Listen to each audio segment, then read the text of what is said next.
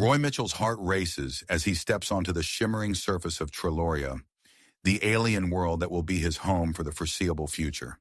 The 32-year-old human gym teacher takes a deep breath, steeling himself for his first day at the Interspecies Academy. He's well aware of the stakes. Earth's ambassador is due for a diplomatic visit. Intentions are high as the newly admitted Trill race settles into the Galactic Federation. The Academy looms before him, a structure of sweeping arches and iridescent walls that seems to pulse with an otherworldly energy.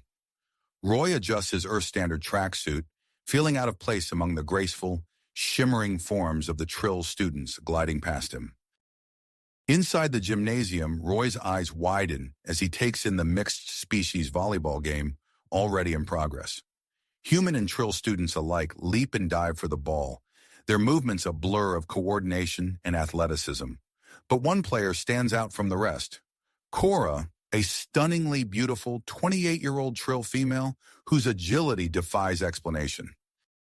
Roy watches, mesmerized as Cora twists and bends in ways that seem impossible. Her iridescent skin catches the light, creating a dazzling display with each movement. As the game intensifies, Roy notices something strange. Cora's movements become increasingly erratic, her skin shimmering and rippling in an alarming manner. Suddenly, a collective gasp echoes through the gymnasium. Roy's jaw drops as Cora's outer layer of skin splits and peels away, revealing an even more dazzling form beneath. The watching diplomats recoil in horror, murmurs of shock and disgust rippling through the crowd. Before Roy can react, a blur of motion catches his eye. The Trill headmaster, Zexler, rushes forward, activating a device that envelops Cora in a shimmering containment field. Zexler's voice is urgent as he addresses the startled humans, explaining that female Trills undergo an involuntary molting process when highly stimulated. Roy's mind reels as he processes this information. He learns that this biological quirk nearly derailed the Trill's admission to the Galactic Federation, seen as a potential security risk in high-stress situations. The implications are staggering, and now he's at the center of an interstellar incident. The Earth ambassador's face is a mask of barely contained fury as he demands an explanation. Roy can almost see the diplomatic bridges crumbling before his eyes. In the background, he hears the angry voices of conservative human factions, calling for an immediate withdrawal of all human personnel from Triloria. As the chaos unfolds around him, Roy finds his gaze drawn back to Cora. Her newly molted form is even more captivating than before, and he feels a rush of attraction that he struggles to control. The air seems thick with her pheromones, and Roy realizes with a start that this situation is far more complicated than he ever could have imagined. A hand claps down on Roy's shoulder, startling him out of his daze. It's Zexler, his expression grave. "Mr. Mitchell," the headmaster says, his voice low and urgent, "we need you in the conference room immediately. The Earth ambassador is demanding answers, and we need to prevent a complete breakdown in human-Trill relations." As Roy follows Zexler out of the gymnasium, his mind races. He's been on Triloria for less than a day, and already he's tasked with developing a modified physical education program that won't trigger unwanted Trill molting while still providing adequate exercise. It's a challenge unlike any he's faced before, but as he squares his shoulders and prepares to face the ambassador, Roy Mitchell knows one thing for certain. Humanity's place in the galaxy may very well depend on his next move. Roy Mitchell took a deep breath as he followed Zexler into the conference room. The Earth ambassador's stern gaze bore into him as he entered, and Roy could feel the weight of interstellar diplomacy settling on his shoulders. "Mr. Mitchell," the ambassador began, his voice tight with nearly unleashed frustration, "I hope you understand the gravity of this situation. We're on the brink of a diplomatic crisis." Roy nodded, his mind racing. "I do, sir, and I believe I can help." Over the next hour, Roy found himself outlining an ambitious plan to develop a revolutionary physical education program for the Trills. To his surprise, the ambassador's initial shock gave way to cautious interest as Roy explained the potential benefits of strengthening human-Trill relations through this unique challenge. "2 weeks, the ambassador said finally, his expression softening slightly. "You have 2 weeks to create a curriculum that allows Trill students to exercise without triggering their molting response. If you succeed, it could go a long way towards smoothing over this incident. Roy left the meeting with a mixture of relief and trepidation. The task ahead was daunting, but he was determined to succeed. He threw himself into research, immersing himself in Trill biology and culture. Late nights poring over xenobiology texts and early mornings observing Trill, students revealed crucial information. Their molting was tied to heightened emotional and physical states, not just exertion. Armed with this knowledge, Roy began designing specialized exercises and modified sports. He created low-impact routines that challenged the Trills physically while keeping their stimulation levels below the molting threshold. Hollow simulations of Trill anatomy helped him fine-tune each movement for maximum effectiveness and minimum risk. One evening, as Roy was testing a new routine in the empty gymnasium, he heard a soft voice behind him. "Mr. Mitchell?" He turned to see Cora, the Trill student who had molted during the volleyball game. Her iridescent skin seemed to glow in the dim light, and Roy felt his heart rate quicken. "Cora," he said, struggling to keep his voice steady, "what can I do for you?" She approached hesitantly, her eyes downcast. "I was hoping, could you help me? Since the incident, my classmates have been avoiding me. They're afraid of accidentally triggering me again." Roy's heart went out to her. He knew all too well what it felt like to be an outsider. "Of course," he said softly. "We can work together after school hours. I'll help you build control and confidence." As they began their sessions, Roy found himself drawn deeper into the complexities of Trill physiology. Cora's post-molt form exuded powerful pheromones that left him dizzy and exhilarated. He struggled to maintain his professionalism, even as his body reacted strongly to her presence. Their time together was cut short one afternoon when Zexler entered the gym, his expression grave. "Mr. Mitchell, a word?" The headmaster led Roy to his office, where he delivered a sobering warning about the complexities of human Trill relationships. Trill mating practices involve a complex dance of pheromones and physical changes, Zexler explained. For non-Trill partners, the experience can be overwhelming, even dangerous. Roy left the meeting with his knees going weak. He had to reconsider his growing feelings for Cora and the implications of pursuing a relationship with her. The next day, he threw himself into his work with renewed vigor, determined to focus on the task at hand. As the 2-week deadline approached, Roy organized a trial run of his adaptive PE program with a small group of Trill students, including Cora. The session began smoothly, with the Trills moving through the modified exercises with grace and enthusiasm.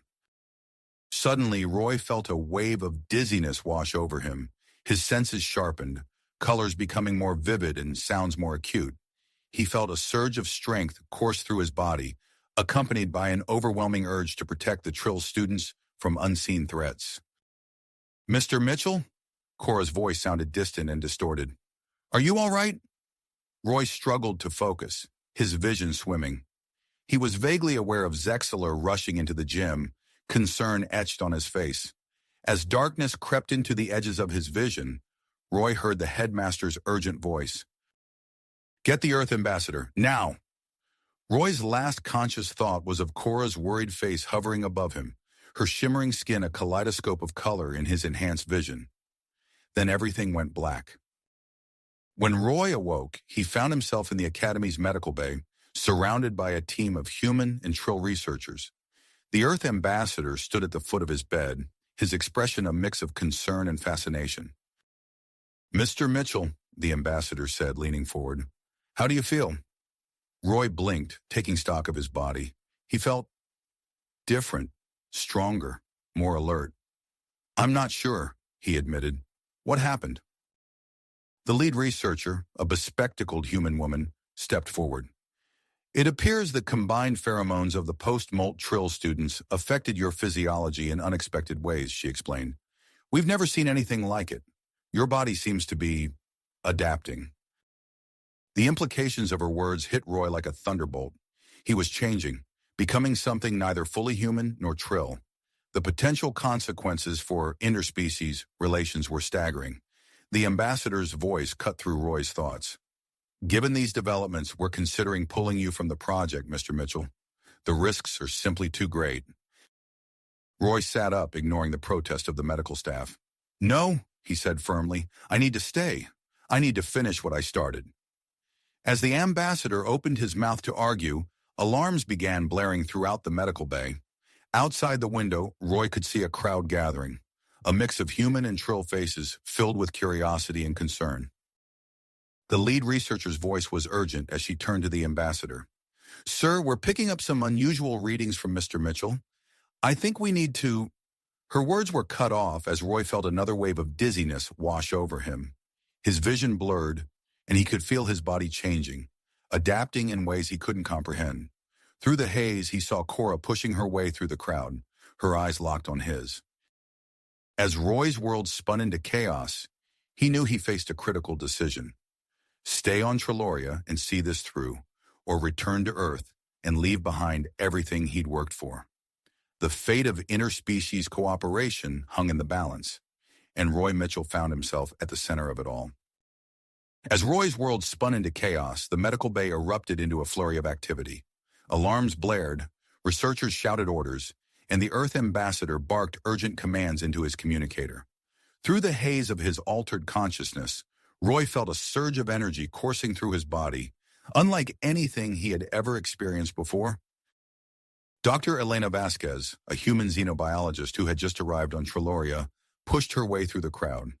Her sharp eyes took in Roy's trembling form, the flickering monitors, and the panicked faces of those around her. Without hesitation, she took charge of the situation. Everyone, clear the room except for essential personnel, she ordered, her voice cutting through the din. We need to stabilize him and gather data on these physiological changes immediately. As the room emptied, Dr. Vasquez approached Roy's bedside.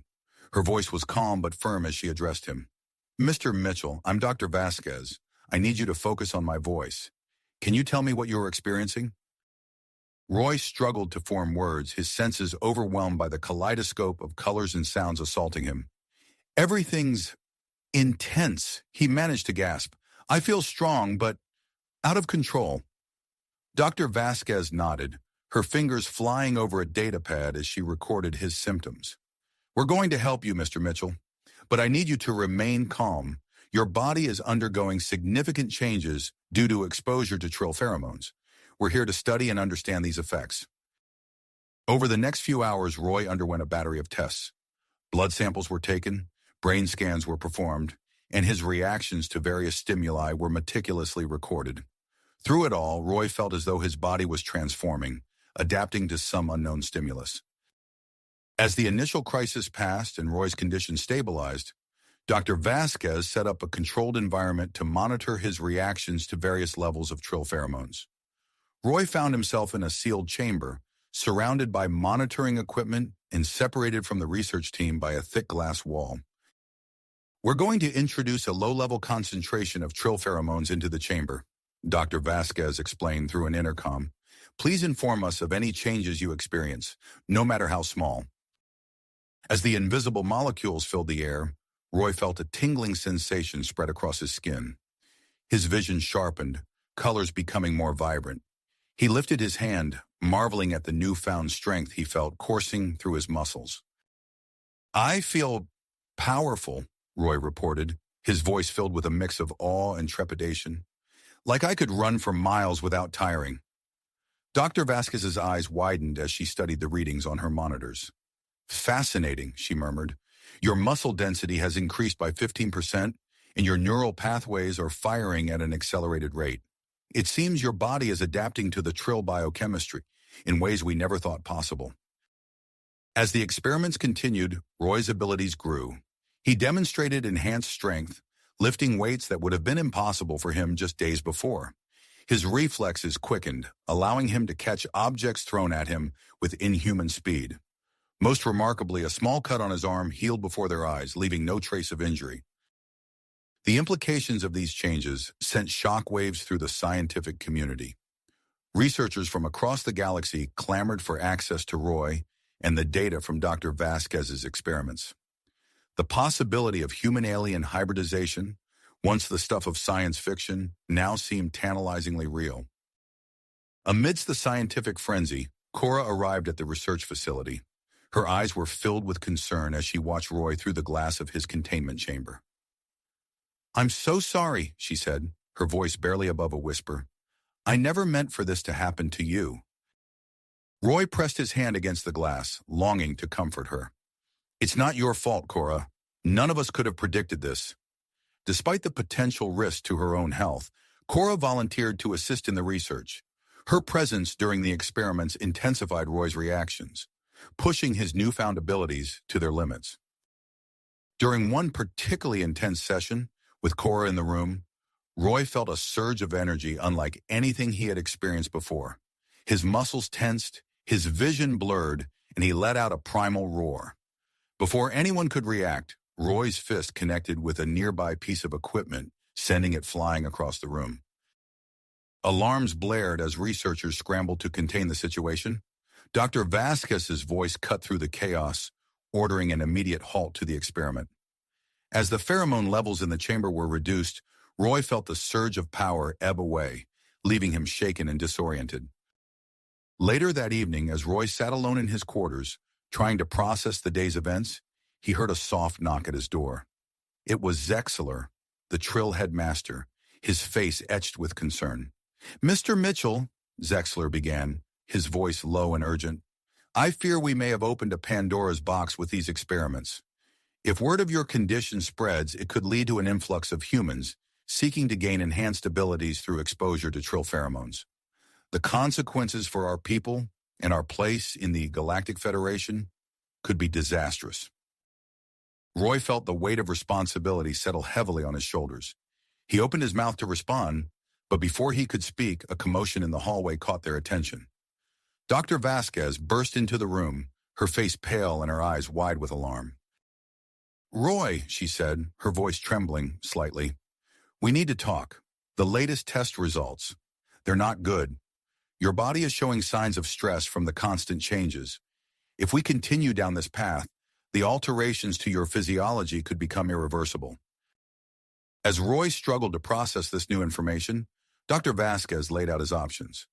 "We can continue the experiments, pushing forward into unknown territory," she explained, "or we can attempt a specialized treatment to reverse the changes and return you to your original state. But you need to decide quickly. The longer we wait, the harder it will be to undo these alterations." Roy's mind reeled as he considered the implications of each choice. But before he could respond, another figure appeared in the doorway, the Earth ambassador, his eyes gleaming with a mix of excitement and calculation. "Mr. Mitchell," the ambassador began, his voice smooth and persuasive, "before you make any hasty decisions, I think you should consider the potential benefits of your transformation. With your enhanced abilities, you could become a template for a new generation of human soldiers, better equipped to handle the challenges of our expanding presence in the galaxy." As the ambassador spoke, Roy felt a chill run down his spine. The idea of being used as a template for military applications filled him with unease. He looked from face to face, Dr. Vasquez's concern, Zexler's apprehension, the ambassador's barely concealed eagerness, and realized that his decision would have far-reaching consequences beyond his own future. Before Roy could formulate a response, a sudden commotion erupted in the hallway. Shouts and the sound of running feet echoed through the research facility. A security officer burst into the room, his face flushed with urgency. "Sir," he addressed the ambassador, "we've detected an unauthorized group approaching the facility. They appear to be armed and are broadcasting anti-alien messages. We believe they're targeting Mr. Mitchell." The room erupted into chaos as everyone began speaking at once. Amidst the confusion, Roy caught sight of Cora slipping through the door, her eyes meeting his with a look of willpower. She mouthed something to him, a message he couldn't quite make out, before disappearing into the hallway.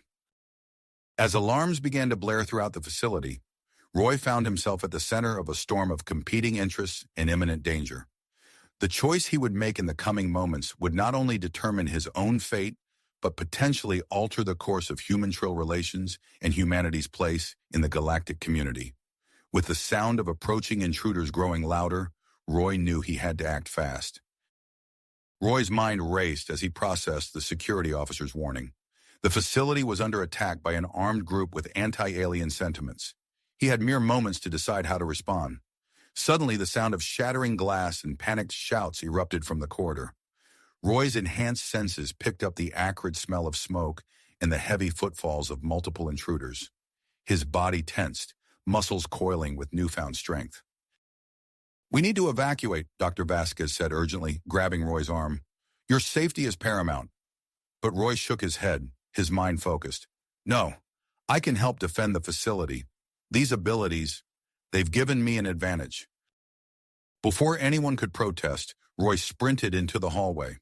His enhanced reflexes allowed him to dodge debris and weave through the chaos with ease. He spotted a group of researchers cornered by two masked attackers wielding makeshift weapons. Without hesitation, Roy charged forward. He grabbed the first attacker by the back of his jacket, effortlessly lifting him off the ground and tossing him aside. The second swung a metal pipe at Roy's head, but he caught it mid-swing, the impact barely registering. "Run!" Roy shouted to the researchers, who didn't need to be told twice. As Roy subdued the attackers, he heard Cora's voice over the facility's intercom system. "Attention all Trill students. Prepare for synchronized bioluminescent flash on my mark." Roy's eyes widened as he realized what Cora was planning. He quickly turned to the human security personnel nearby. "Close your eyes and take cover." Seconds later, a brilliant burst of light flooded the corridors. The attackers cried out in confusion and pain, temporarily blinded by the Trill students' natural defense mechanism. Roy, however, found that while the light was intense, it didn't incapacitate him as it did the others. Taking advantage of the chaos, Roy coordinated with the security team to subdue and restrain the disorientated intruders. His enhanced strength and speed made him an invaluable asset in the counterattack. As they pushed the attackers back, Roy caught sight of a man who seemed to be leading the group. The leader's eyes met Roy's, and a look of recognition and fury crossed his face. "You," the man snarled, "you're the one they've been experimenting on, the traitor to your own species." Roy realized this must be Commander Jack Hawkins, the extremist leader. Before he could respond, Hawkins turned and fled deeper into the facility. "He's heading for the main laboratory," Roy shouted to the security team. "We can't let him get to the research materials." Roy sprinted after Hawkins, his enhanced speed allowing him to gain ground quickly. As he rounded a corner, he saw Hawkins disappear into the main lab, the door slamming shut behind him. Roy burst through the door, only to find Hawkins standing next to a containment unit filled with vials of concentrated Trill pheromones. The extremist leader held a vial in one hand and a detonator in the other. "Stay back," Hawkins warned, his finger hovering over the detonator's button. "One more step and I'll release these pheromones into the ventilation system. Let's see how the galaxy reacts when they learn what these aliens can do to us." Roy froze, assessing the situation.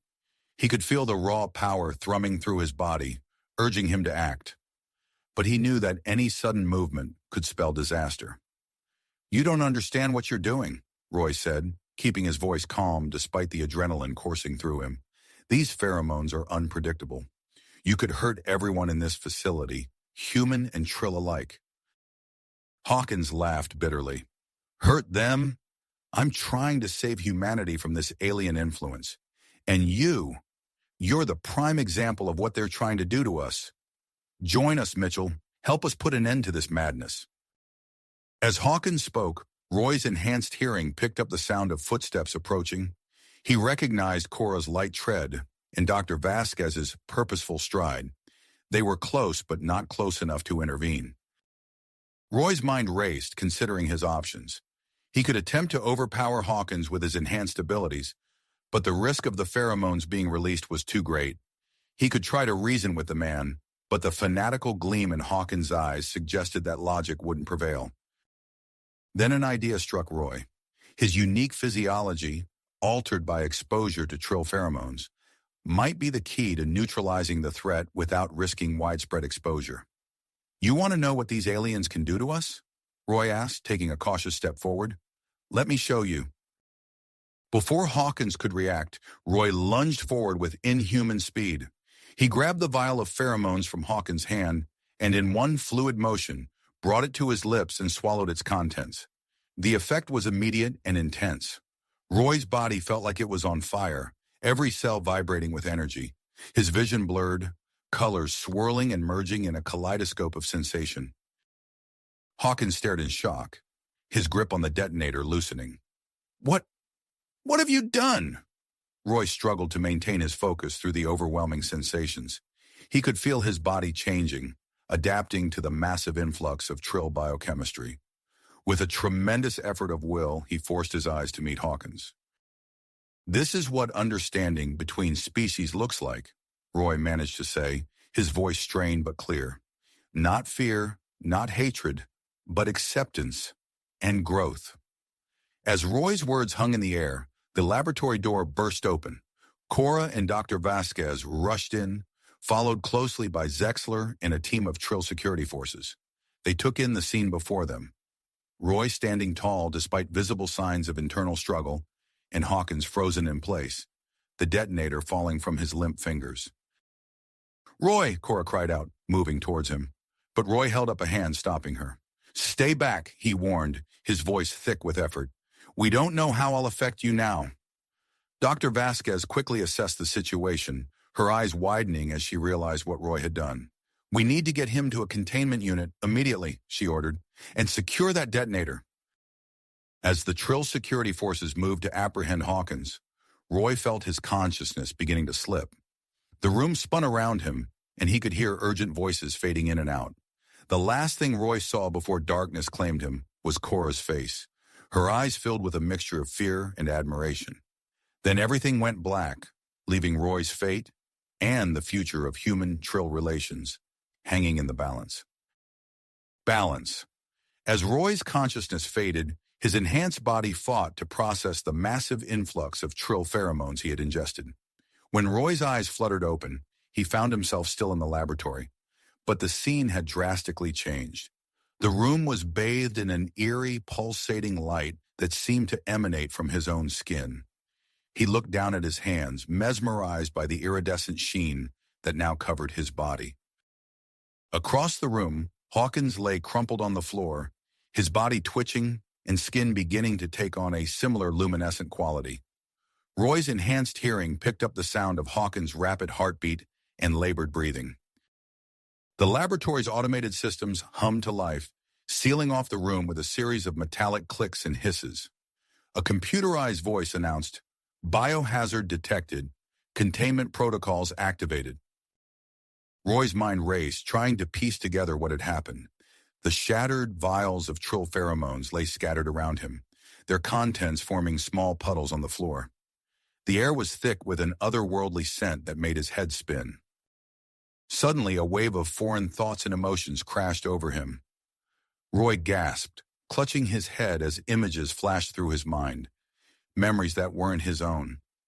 He saw protests against alien influence, felt the fear and anger that drove the Pure Earth movement, and experienced the moment Hawkins decided to lead the attack on the facility.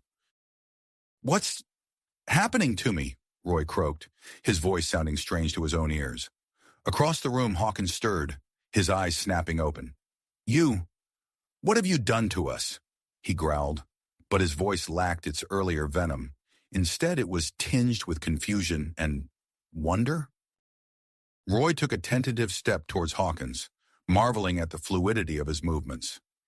Every motion felt effortless, as if his body was perfectly attuned to its surroundings.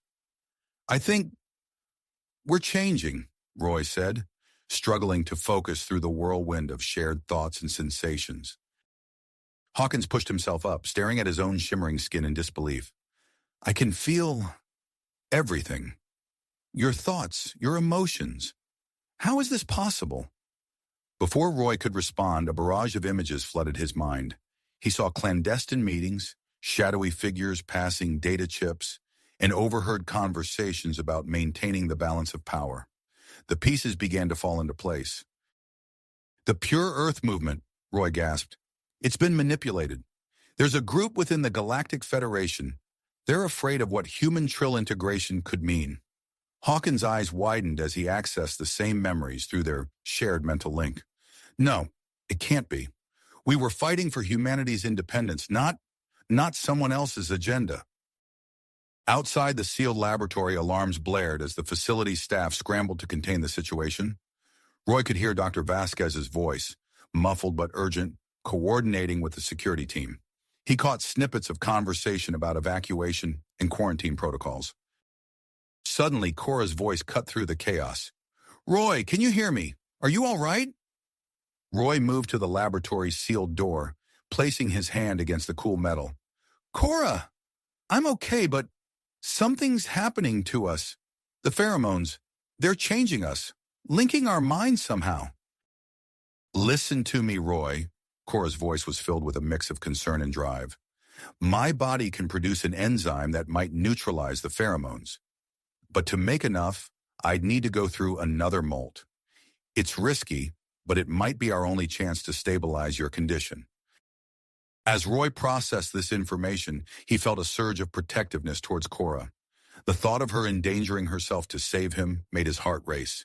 These intensified emotions, he realized, were likely another side effect of the pheromone exposure. Dr. Vasquez's voice joined the conversation. "Roy, I've been analyzing your transformation data. There might be a way to control the pheromone exposure, to unlock beneficial adaptations without full hybridization. But we need more time to understand the process." Roy's mind reeled with the implications of these discoveries. The potential for controlled human enhancement, the risks of further exposure, the manipulations behind the Pure Earth movement, it all swirled together in a dizzying array of possibilities and dangers. Before he could respond, a new voice cut through the din, authoritative and stern. "This is Ambassador Lyra of the Galactic Federation. We're preparing to breach the laboratory. Mr. Mitchell, Commander Hawkins, please step away from the door and prepare for extraction." Roy exchanged a look with Hawkins, their shared mental link conveying a mix of apprehension and resignation. As the sounds of the containment team's approach grew louder, Roy steeled himself for what was to come. The next few moments would determine not just his fate, but potentially the future of human-trill relations and the very concept of species within the Galactic Federation. The laboratory door began to glow, the metal heating up as the containment team prepared to cut through. Roy's enhanced senses picked up the acrid smell of melting steel and the hum of powerful energy tools. He took a deep breath, his iridescent skin pulsing with newfound power and his mind linked with his former enemy. Whatever came next, he knew nothing would ever be the same. The laboratory door began to glow, the metal heating up as the containment team prepared to cut through. Roy's enhanced senses picked up the acrid smell of melting steel and the hum of powerful energy tools. He took a deep breath, his iridescent skin pulsing with newfound power and his mind linked with his former enemy. Whatever came next, he knew nothing would ever be the same. In that moment of clarity, Roy made a split-second decision. He lunged for the laboratory's communication panel, his fingers dancing across the controls with inhuman speed and precision. "Wait!" Roy's voice boomed through the facility speakers. "Ambassador Lyra, Dr. Vasquez, Zexler, there's something you need to know before you breach this room." The cutting sounds outside the door halted abruptly. Roy could almost feel the tension in the air as everyone held their breath, waiting for his next words. "The Pure Earth movement. It's been manipulated," Roy continued, his voice steady despite the adrenaline coursing through his veins. "There's a rogue faction within the Galactic Federation pulling the strings. They're afraid of what human trill integration could mean." A heavy silence followed his revelation. Roy exchanged a glance with Hawkins, who nodded grimly, confirming the shared memory they had accessed through their mental link. Ambassador Lyra's voice crackled through the intercom, hesitant but authoritative. "That's a serious accusation, Mr. Mitchell. Do you have any proof?" "The proof is in our minds," Roy replied, gesturing to himself and Hawkins.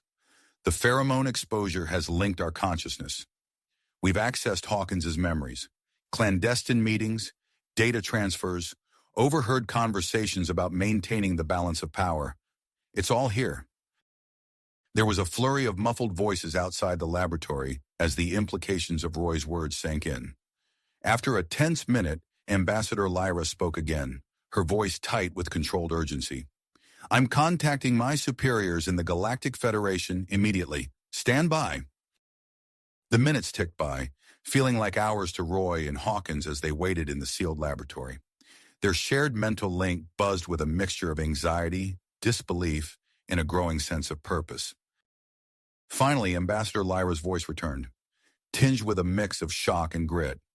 "Mr. Mitchell, Commander Hawkins, your information has been confirmed. The Federation's governing body was unaware of this rogue faction. They're initiating an immediate investigation." Roy let out a breath he didn't realize he'd been holding. The situation had shifted dramatically, transforming from a potential diplomatic disaster into an opportunity to expose a dangerous conspiracy. As the containment team resumed their efforts to breach the laboratory, Roy's enhanced hearing picked up Dr. Vasquez's voice, urgent and focused. "We need to stabilize their condition," she was saying. "The pheromone exposure has triggered unprecedented physiological changes." Then Cora's voice cut through the din, filled with commitment and a hint of fear. "I can help. My body can produce an enzyme to neutralize the pheromones, but I'll need to undergo another MOLT. It's risky, but it might be our only chance." Roy's heart raced at the thought of Cora putting herself in danger for him. He wanted to protest, to protect her, but he knew the importance of what she was offering. The laboratory door finally gave way with a screech of metal, and a team in hazmat suits rushed in. Roy and Hawkins were quickly but carefully extracted, their iridescent skin drawing gasps of astonishment from the containment team. As they were led to a secure medical bay, Roy caught glimpses of the facility in chaos. Scientists rushed back and forth, carrying equipment and shouting orders. Through it all, he saw Cora being escorted to a separate room, her eyes meeting his for a brief, intense moment before she disappeared from view. In the medical bay, Roy and Hawkins were subjected to a barrage of tests and scans. Dr. Vasquez hovered nearby, her eyes wide with scientific curiosity as she studied the readouts. "Fascinating," she muttered. "Your physiology is in a state of flux, neither fully human nor trill. The potential applications of this, it's beyond anything we've ever seen." As the medical team worked, Zexler entered the room, his expression a mix of concern and excitement. "Roy, Commander Hawkins, what you've uncovered changes everything. We're proposing the formation of a joint human trill research team to study your condition and explore the possibilities of controlled hybridization." Roy's mind reeled at the implications. He looked down at his shimmering hands, feeling the power thrumming through his veins. He was at the center of something monumental, a potential bridge between species that could reshape the future of human-trill relations. But as he contemplated this new reality, his thoughts kept drifting to Cora. She was risking everything to help stabilize his condition, undergoing a dangerous MOLT to produce the enzyme they needed. Their bond, already strong from their time together, had taken on a new dimension in the wake of these events. As the medical team continued their work, Roy closed his eyes, focusing on the strange new sensations coursing through his body. He knew that whatever came next, he was stepping into uncharted territory, not just for himself, but for all of humanity and the Trill. The path ahead was uncertain, but for the first time since this crisis began, Roy felt a glimmer of hope for the future. Future ahead of them. Months passed, and Roy found himself standing on the balcony of the newly established research facility on Triloria, gazing out at the alien landscape. The iridescent forests shimmered in the distance, their colors shifting with the breeze. He took a deep breath, marveling at how his enhanced senses could now detect subtle variations in the air's composition.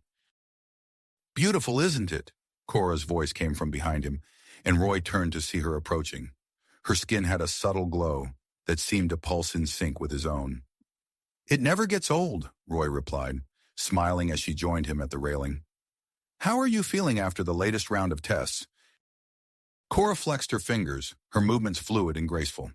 "Stronger every day. Dr. Vasquez says our hybridization is progressing faster than she expected." As if on cue, Dr. Vasquez's voice crackled over the facility's intercom system.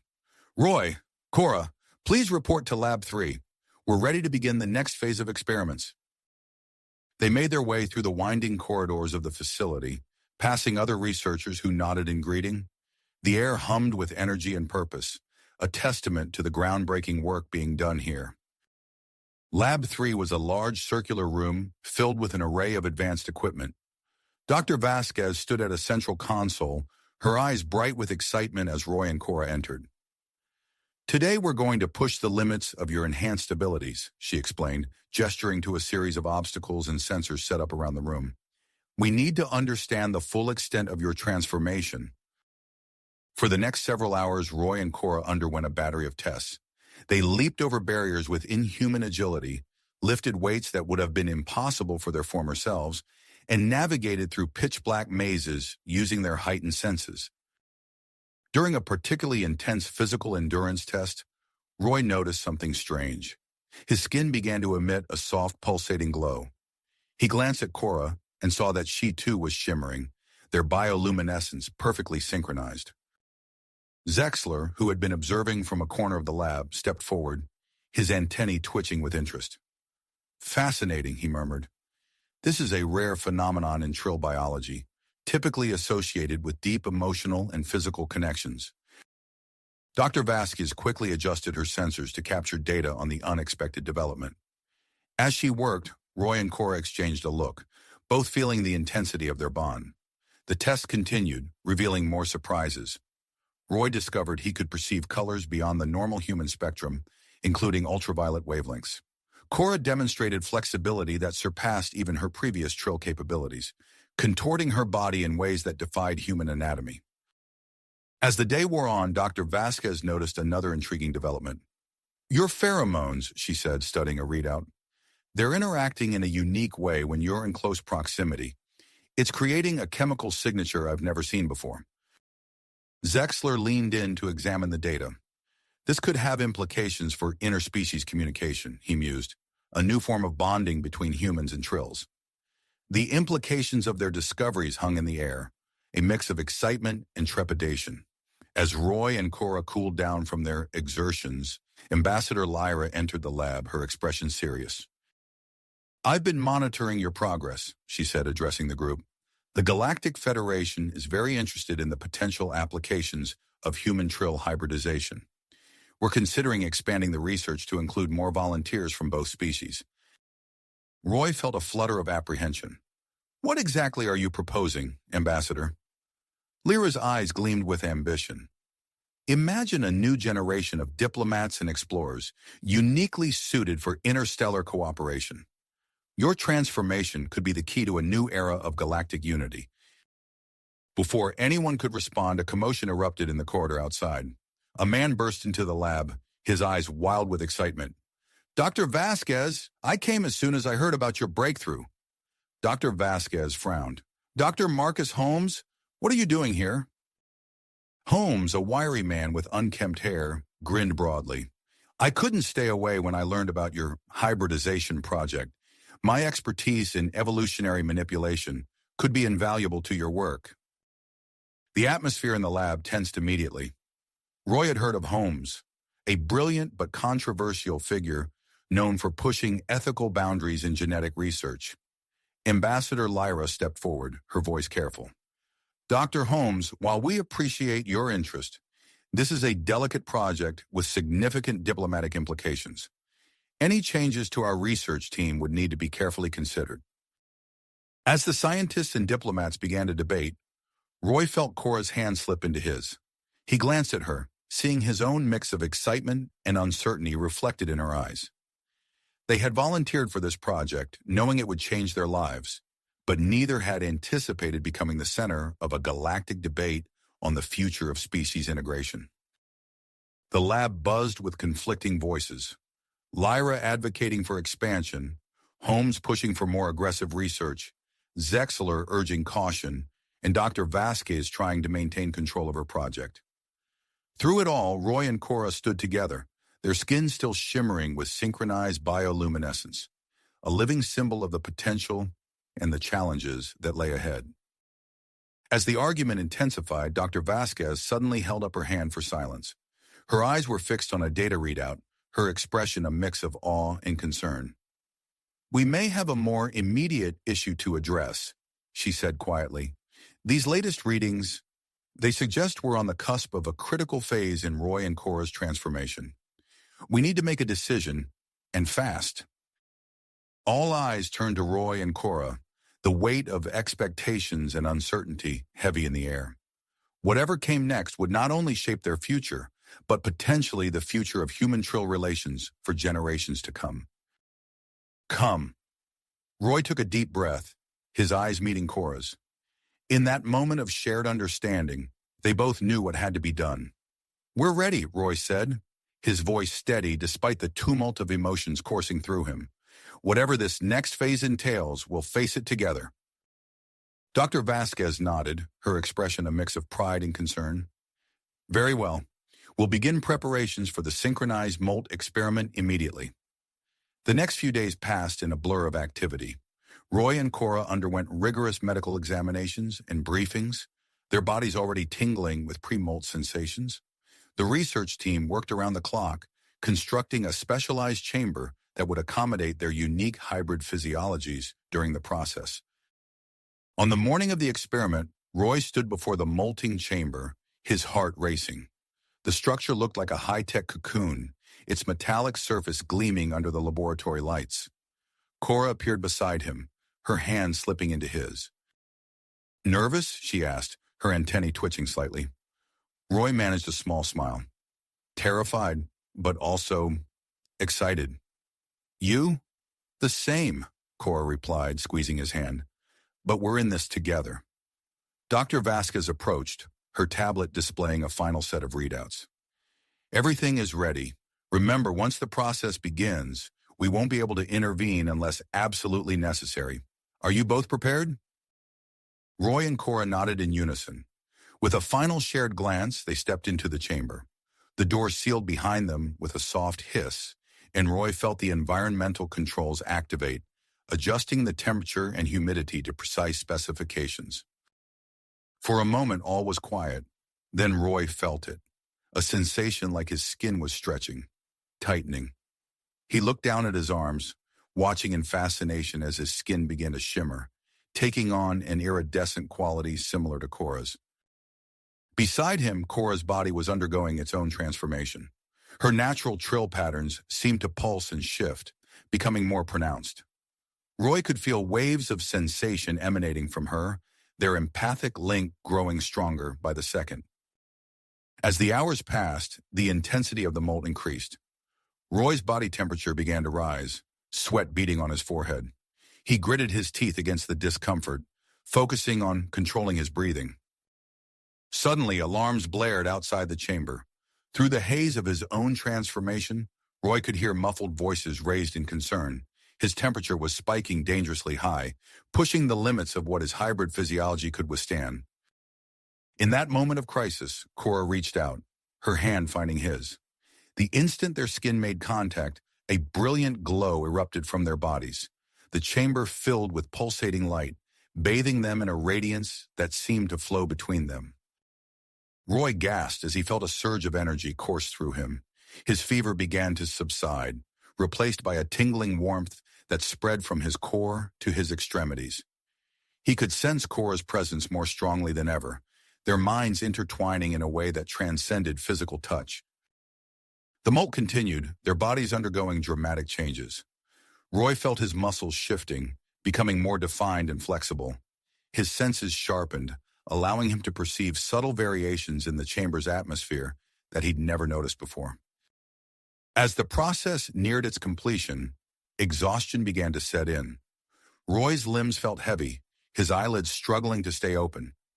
Beside him, Cora's breathing had become slow and steady, her body equally drained by the intense transformation. Finally, after what seemed like an eternity, the chamber's systems began to power down. The door opened with a soft whoosh, and cool air rushed in. Roy blinked against the sudden influx of light, his new eyes struggling to adjust. Dr. Vasquez's face appeared in the doorway, her eyes wide with a mixture of awe and scientific curiosity. "Incredible," she breathed, taking in their altered appearances. As Roy and Cora were carefully helped out of the chamber, Roy caught sight of their reflection in a nearby monitor. His skin now possessed a subtle, shifting iridescence that seemed to ripple with his every movement.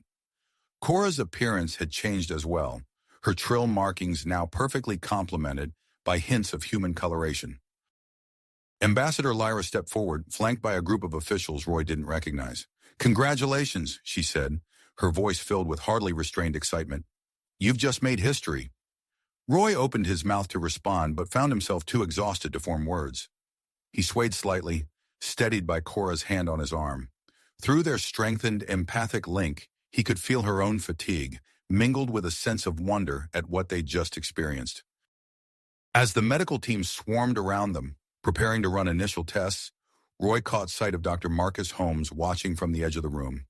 The man's eyes gleamed with an intensity that sent a shiver down Roy's spine, despite his exhaustion.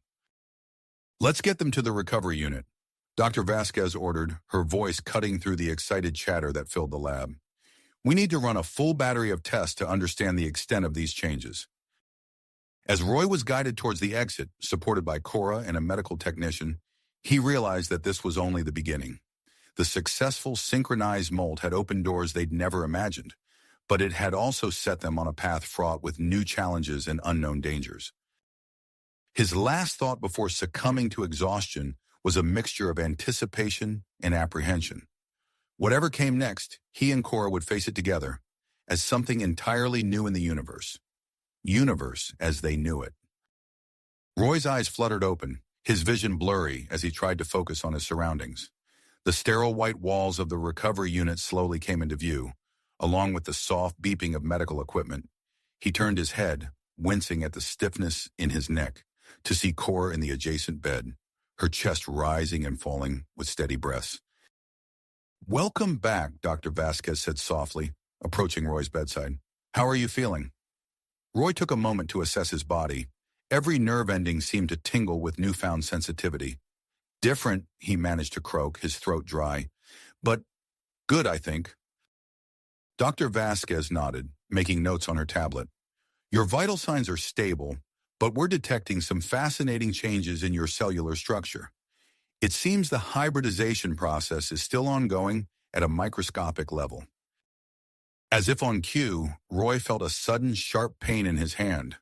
He looked down to see a small cut on his palm, likely from gripping the bed rails too tightly. Before he could even react, the wound began to close, the skin knitting itself back together before his eyes. "Incredible," Dr. Vasquez breathed, leaning in to examine his hand. "Your healing rate is off the charts. It seems you've developed rapid regeneration capabilities." A soft groan from the other bed signaled Cora's awakening.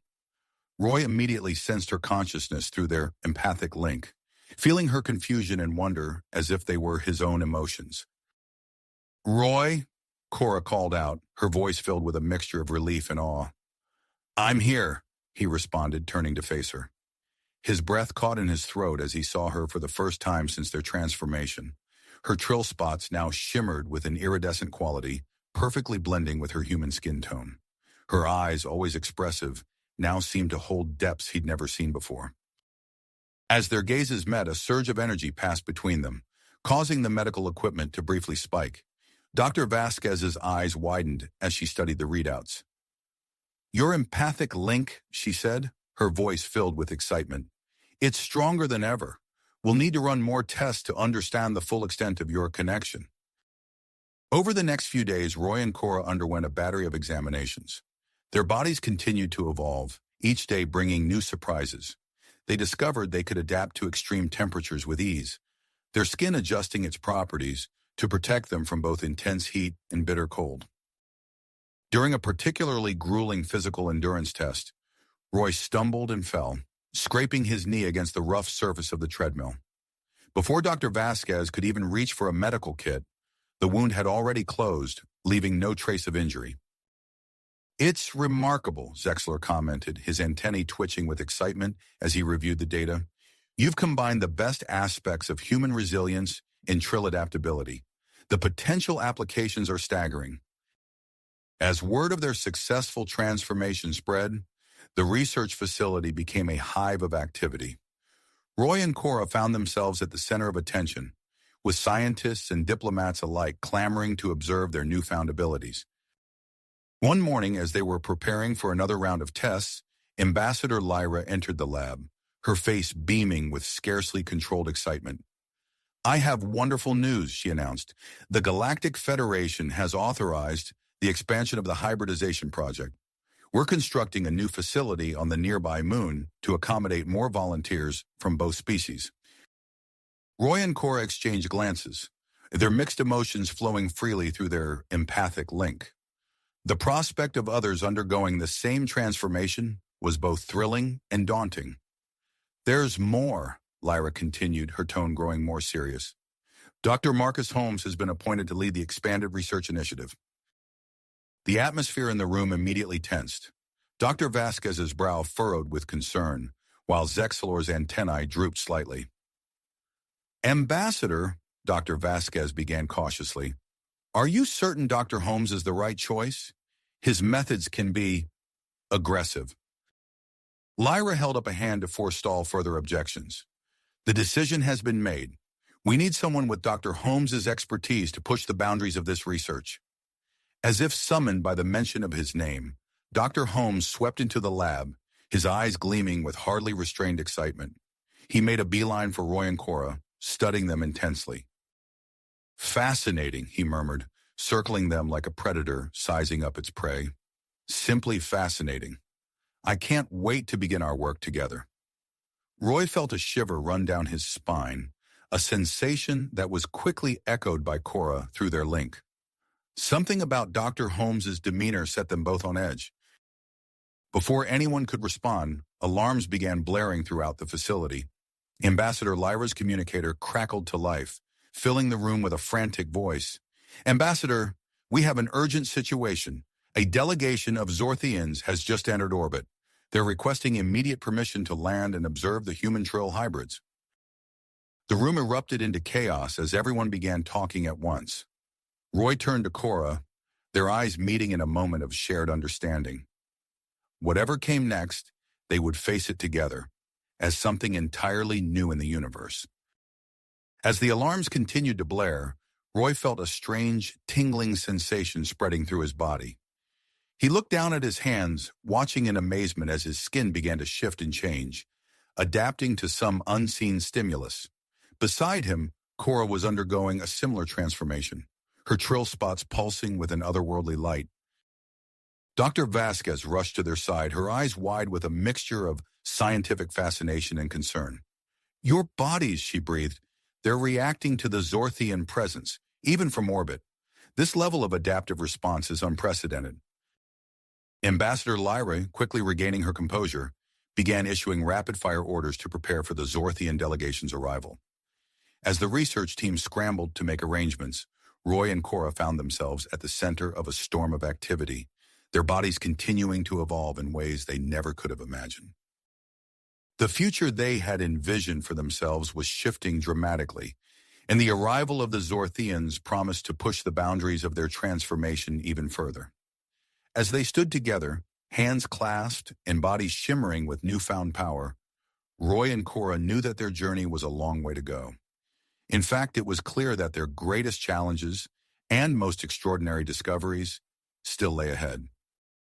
Ahead, the alarms continued to blare as Roy and Cora's bodies shimmered with newfound energy, their skin adapting to the unseen presence of the approaching Zorthians. We need to move, Dr. Vasquez said urgently, guiding them towards the exit. The training facility is equipped to handle this situation. As they hurried through the corridors, Roy felt a surge of tenacity coursing through him. The challenges ahead seemed daunting, but he knew they were ready to face them head-on. Over the next few weeks, Roy and Cora's lives became a whirlwind of intense training and preparation. The research team, led by Dr. Vasquez, developed a rigorous regimen designed to push the limits of their hybrid physiology. In a cavernous chamber filled with holographic projectors, Roy found himself surrounded by a simulated alien jungle. The air was thick with humidity, and strange, bioluminescent plants pulsed with an eerie glow. He took a deep breath, feeling his lungs adapt to the heavy atmosphere. Sensors indicate high levels of methane. Dr. Vasquez's voice came through his earpiece. Let's see how your body responds. Roy nodded, moving deeper into the holographic foliage. He felt a tingling sensation across his skin as his body began to process the toxic gas, converting it into harmless compounds. Across the room, Cora was navigating a simulated deep-sea environment. Her skin had taken on a bluish tint, developing microscopic filaments that allowed her to extract oxygen directly from the water. As the days passed, their training intensified. Roy and Cora found themselves subjected to extreme temperatures, varying gravity conditions, and exposure to different atmospheric compositions. With each challenge, their hybrid bodies adapted more quickly, developing new abilities that left the research team in awe.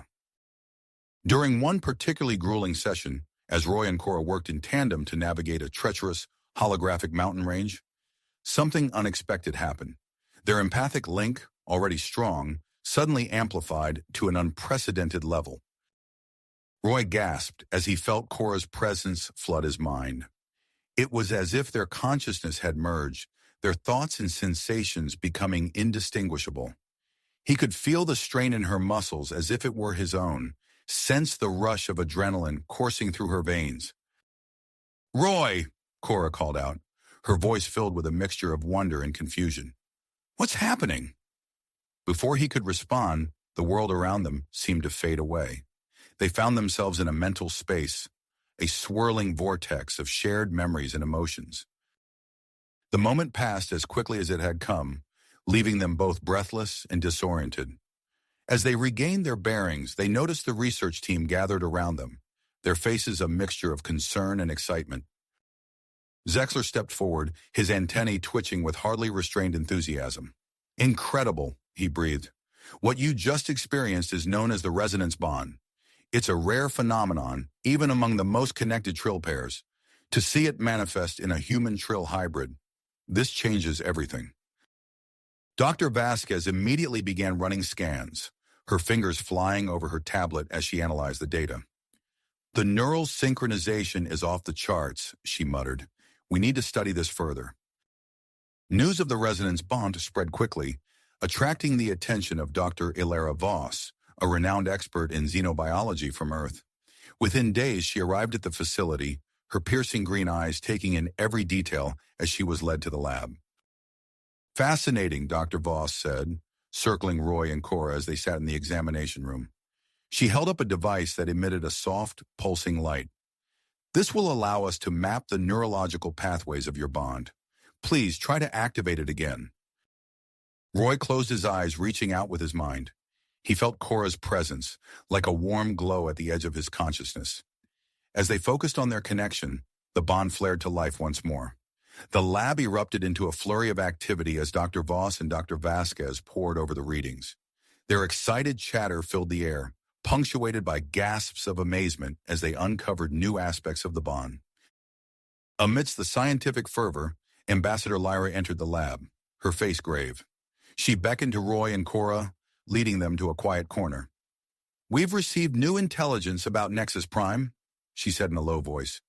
"The planet may be home to powerful alien artifacts. The Federation Council is very interested in securing them." Roy felt a knot form in his stomach. Their mission, already complex, had just become far more dangerous. As they processed this new information, alarms began to blare throughout the facility. Security footage appeared on nearby screens, showing shadowy figures tampering with critical systems.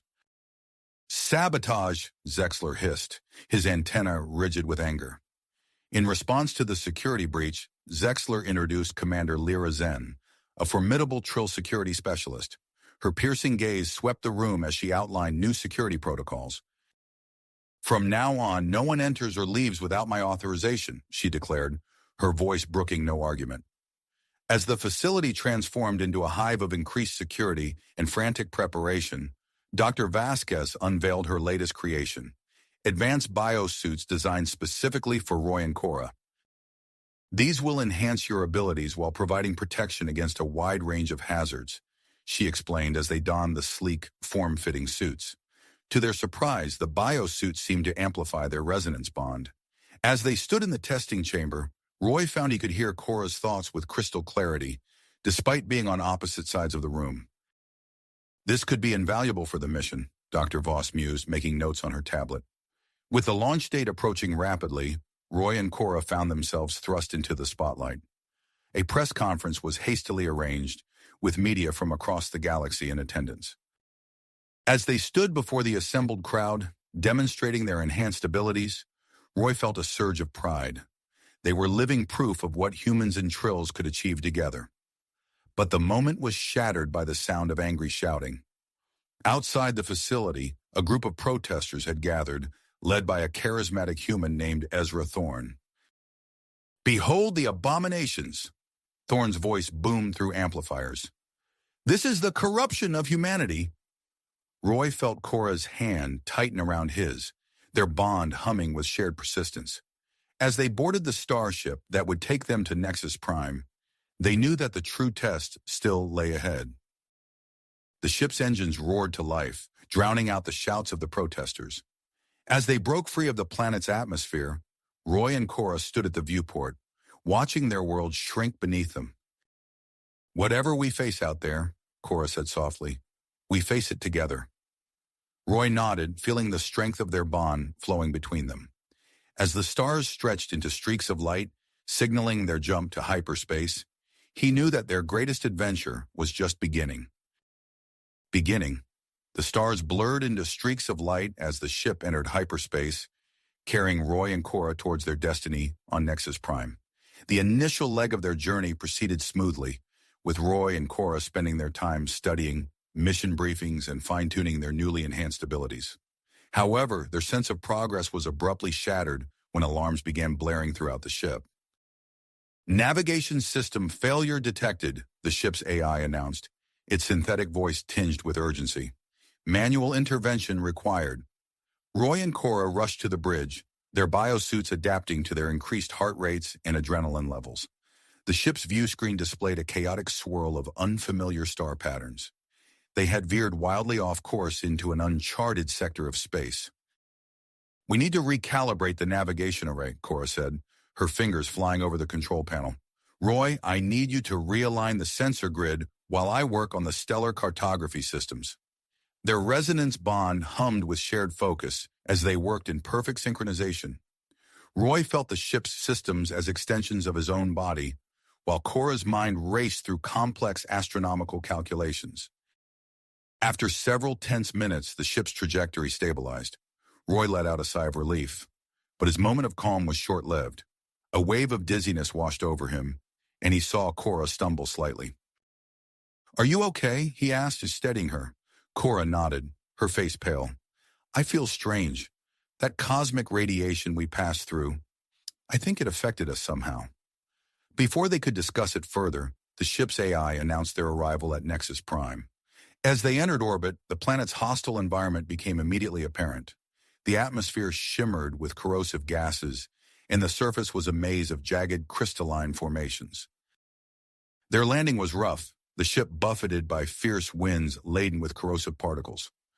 As Roy and Cora stepped onto the planet's surface, they were grateful for Dr. Vasquez's foresight in designing their biosuits.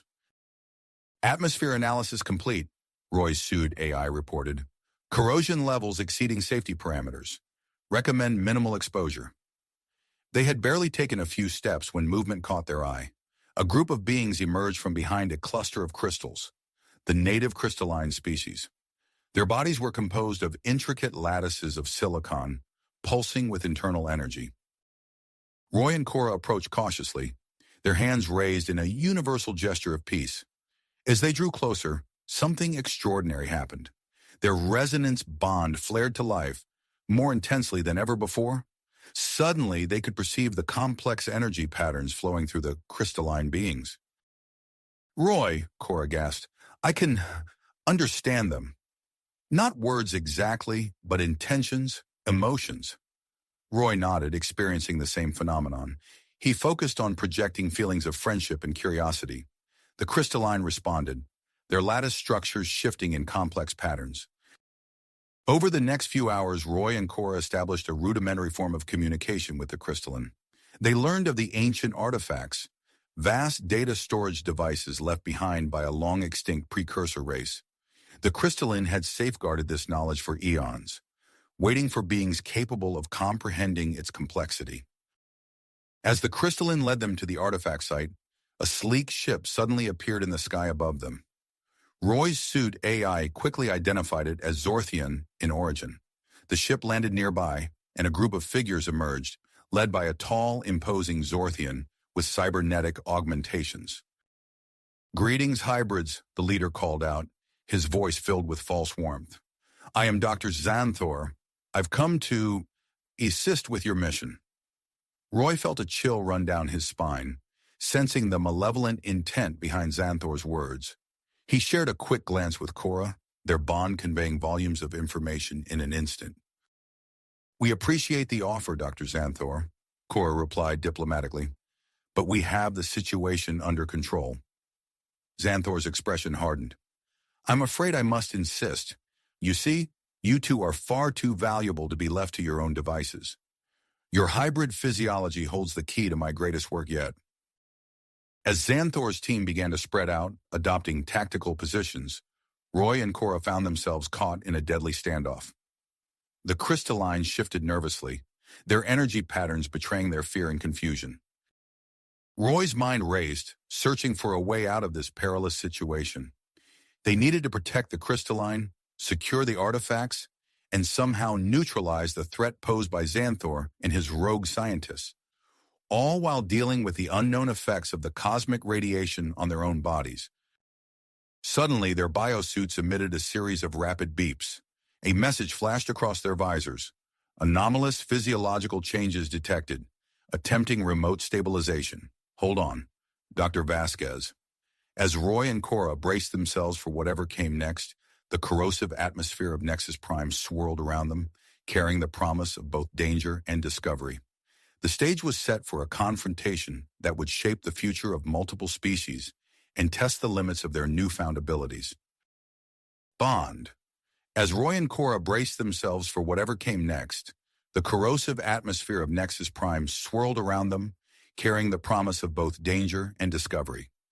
The stage was set for a confrontation that would shape the future of multiple species and test the limits of their newfound abilities. Suddenly, a searing pain shot through their bodies, causing them to double over. The biosuit's fabric shimmered and pulsed, working overtime to counteract the effects of the planet's hostile environment. "We need to find shelter," Cora gasped, her eyes scanning the jagged landscape. Roy nodded, fighting through the discomfort. "Look," he said, pointing to a large crystalline formation nearby. "Maybe the crystalline can help us." They stumbled towards the structure, their movements becoming more fluid as they approached. The crystalline, sensing their distress, quickly ushered them inside.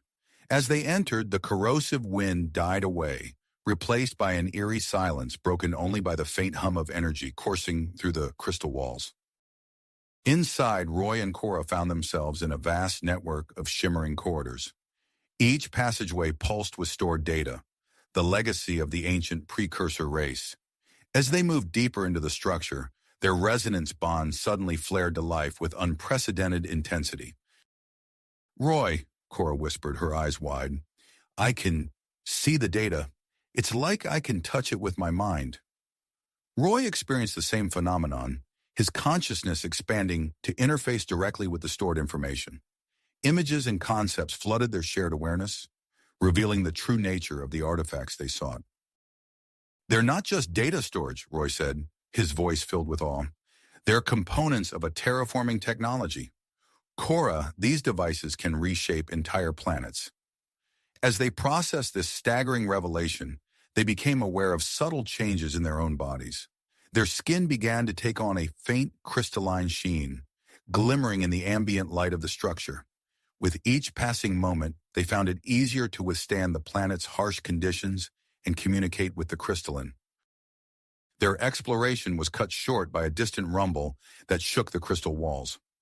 One of the crystalline approached, its lattice structure shifting rapidly in distress. Through their enhanced connection, Roy and Cora understood immediately. "Dr. Xanthor," Cora said grimly, "he's attacking the crystalline settlement." They rushed towards the exit, their newfound abilities allowing them to navigate the complex effortlessly. As they emerged, they witnessed a scene of chaos. Xanthor's forces were unleashing advanced weaponry on the peaceful crystalline population. their energy beams shattering silicon bodies left and right. Without hesitation, Roy and Cora sprang into action. Drawing on their connection to the crystalline environment, they began to manipulate the planet's surface. Barriers of crystal erupted from the ground, shielding the fleeing crystalline. Pitfalls opened beneath the feet of Xanthor's soldiers, trapping them in crystalline prisons. As they fought, Roy caught a glimpse of movement from the corner of his eye. A group of newcomers had arrived, their uniforms marking them as the rescue team from Triloria. At their head was Commander Lyra Zen, her face set in iron will as she assessed the battlefield. "Roy, Cora!" Zen's voice cut through the chaos. "We're here to extract you. The planet's becoming unstable." Indeed, the ground beneath their feet had begun to shift and reform. One of the ancient artifacts inadvertently activated in the conflict, pulsed with terrifying energy. The first stage of its terraforming process had begun, reshaping the very surface of Nexus Prime. As crystal spires erupted around them and chasms opened in the earth, Roy and Cora found themselves at the center of a monumental choice. Commander Zen and her team were fighting their way towards them, offering a chance to return to Triloria and potentially save their original physiologies. But then a group of crystalline elders approached. Through their enhanced communication abilities, Roy and Cora received a startling message. The crystalline had been waiting for beings capable of activating and controlling the terraforming technology. They believed Roy and Cora's unique hybrid nature made them the ideal candidates to become the new guardians of Nexus Prime and its powerful artifacts. As they stood on the precipice of this life-altering decision, the battle raged on around them. Dr. Xanthor's forces regrouped for another assault, while Commander Zen's team pressed forward, determined to reach them. Amidst the chaos, neither Roy nor Cora noticed the lone figure moving stealthily through the crystalline landscape. Ezra Thorne, having infiltrated the rescue team, advanced with single-minded purpose, his eyes fixed on Roy. The planet continued its violent transformation, crystal formations twisting and growing with increasing speed. Time was running out. Roy and Cora exchanged a long look, their resonance bond humming with shared thoughts and emotions. Whatever they decided would not only alter the course of their lives, but potentially reshape the future of interspecies relations in the galaxy. As they opened their mouths to speak, a massive crystal spire erupted between them and the approaching rescue team, cutting off their escape route. The decision, it seemed, had been made for them. With no time to second-guess, Roy and Cora turned to face the crystalline elders, ready to embrace their new role as guardians of Nexus Prime. Prime. The decision made, Roy and Cora turned to face the crystalline elders, their bodies tingling with anticipation and newfound power. "We accept," Roy said, his voice steady despite the chaos surrounding them. Cora nodded in agreement. "We understand the responsibility and are ready to become the guardians of Nexus Prime." The crystalline elders' lattice structures pulsed with approval. They formed a circle around Roy and Cora, their silicon bodies humming with ancient energy. The ceremonial transfer of guardianship began, a process as old as the planet itself. As the elders channeled their power into the hybrid couple, Roy and Cora felt another wave of transformation wash over them. Their skin, already shimmering with a crystalline sheen, began to change more dramatically. The process was not painful, but intense, as if every cell in their bodies was being rewritten. Roy watched in fascination as his arm became translucent, the skin hardening into a shell that refracted light in mesmerizing patterns. Beside him, Cora gasped as her body underwent the same metamorphosis. Within minutes, they had become crystalline beings themselves, their forms pulsing with the same internal energy as the native inhabitants of Nexus Prime. The transformation deepened their resonance bond beyond anything they had experienced before. Roy could feel Cora's thoughts as clearly as his own, their consciousness merging and separating like the ebb and flow of tides. "This is incredible," Cora's voice echoed in Roy's mind.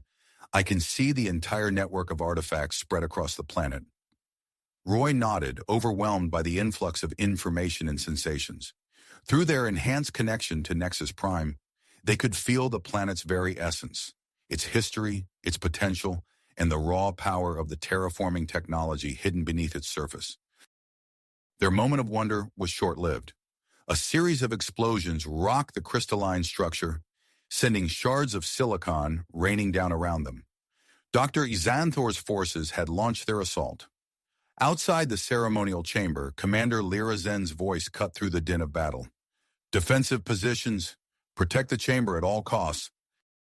Roy and Cora moved to the entrance of the chamber, their new crystalline bodies allowing them to interface directly with the structure.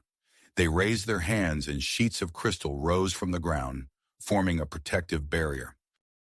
Through the translucent wall, they could see Zen's rescue team engaging Xanthor's Zorthian forces.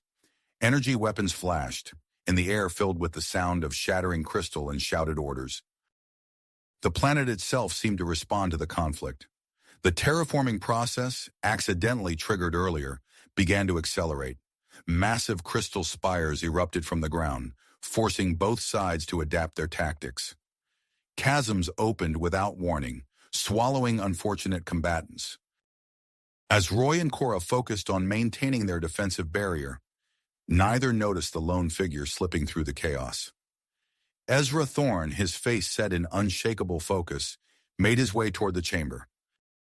Thorne breached the defenses, his eyes widening as he took in Roy and Cora's transformed appearance. "Roy," he called out, his voice a mixture of concern and disbelief. "What have you done to yourself?" Roy turned, surprised by the familiar voice. "Ezra, how did you get here?" Thorne approached cautiously, eyeing Cora and the crystalline elders with suspicion. "I came to bring you back, Roy. This isn't you. We can reverse this, return you to your human self." Cora stepped forward, her crystalline form shimmering. "Ezra, you don't understand. This is bigger than us. The technology here, if it falls into the wrong hands—" "I don't care about the technology," Thorne interrupted. He pulled out a small device, its surface covered in blinking lights. "This will undo what they've done to you, Roy. Please, let me help you." Before Roy could respond, the chamber shook violently. Dr. Xanthor's voice boomed from outside, amplified by some Zorthian technology. "Surrender the hybrids and the artifacts. This is your final warning." In the moment of distraction, Thorne activated his device. A pulse of energy shot out, enveloping Roy. But instead of reversing his transformation, the energy interacted with the ongoing guardianship ceremony and the planet's own power. The reaction was immediate and catastrophic. A surge of energy exploded outward, engulfing Roy, Cora, and Thorne. The chamber filled with blinding light, and the very air seemed to crackle with power. Outside, the terraforming process went into overdrive. Crystal structures burst from the ground at an alarming rate, reshaping the battlefield in seconds. Both Zen's team and Xanthor's forces scrambled for cover as the planet's surface became a sea of shifting crystal. Inside the chamber, Roy and Cora instinctively reached out with their new abilities, trying to contain the runaway reaction. Their minds merged completely, forming a single consciousness that interfaced directly with Nexus Prime's artifact network. They could see it all, the vast web of technology left behind by the precursor race, the incredible potential for creation or destruction. With their combined will, they fought to stabilize the transformation, to bring the planet's power back under control. A spectacular display of energy erupted from the chamber, visible even from orbit. Streams of light shot into the sky, forming a lattice of power that enveloped the entire planet. Dr. Xanthor, watching from his command post, saw the display and knew he had to act fast. "All forces, converge on the chamber," he ordered. "Capture those hybrids at any cost." The Zorthian scientist led the charge himself, using advanced technology to cut through the crystal defenses. As he breached the inner chamber, he came face to face with Roy and Cora in their fully realized guardian forms. The hybrid couple stood united, their bodies pulsing with impossibly strong energy. The raw power emanating from them made even Xanthor's advanced weaponry seem insignificant. Commander Zen and a small team of her best operatives fought their way through the chaos, arriving at the chamber just behind Xanthor. She raised her weapon, quickly assessing the bizarre scene before her. "Stand down, Xanthor," Zen commanded, her voice steel. "You're outnumbered and outgunned." But Xanthor's eyes never left Roy and Cora. "Do you realize what you've become? he asked, a mixture of awe and greed in his voice. "The power you now possess, it could revolutionize everything." Roy and Cora remained silent, their merged consciousness still focused on stabilizing the planet. Beside them, Ezra Thorne groaned, the energy surge having affected him in unexpected ways. His skin had taken on a faint crystalline sheen, the first signs of a hybrid transformation. The chamber fell into a tense standoff. Roy and Cora, the new guardians of Nexus Prime, faced the threat of Dr. Xanthor and his remaining forces. Commander Zen and her team stood ready, fingers on triggers, and Ezra Thorne, caught between worlds, struggled to comprehend his changing body. As Crystal continued to grow and reshape the world around them, the fate of Nexus Prime hung in the balance. The power to terraform worlds, to reshape reality itself, lay within reach, and the decisions made in the next few moments would ripple across the galaxy for generations to come. Come. In that moment, Roy and Cora made their decision.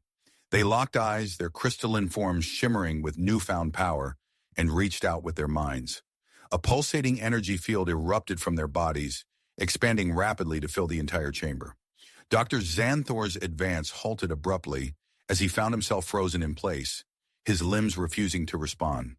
Commander Zen and her team similarly froze mid-motion, weapons still raised.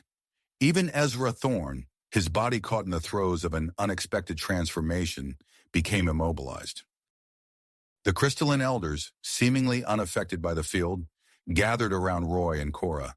Their silicon bodies hummed with ancient energy as they established a telepathic link with the hybrid guardians. Roy's mind reeled as information flooded his consciousness. The history of Nexus Prime, the intricacies of the artifact network, and the true potential of the terraforming technology. Cora's voice echoed in his thoughts. "Roy, are you seeing this?" "Yes," he responded mentally, overwhelmed by the sheer scale of what they were witnessing. "It's incredible. The artifacts, they're not just terraforming tools.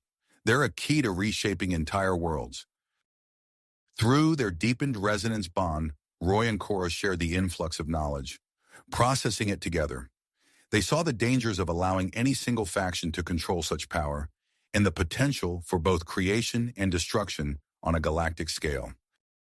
As one, they made their choice. Roy raised his crystalline arms, the facets of his new form catching and refracting the chamber's light. Cora mirrored his movements, their actions perfectly synchronized. Together they reached out to the planet itself, interfacing directly with the artifact network.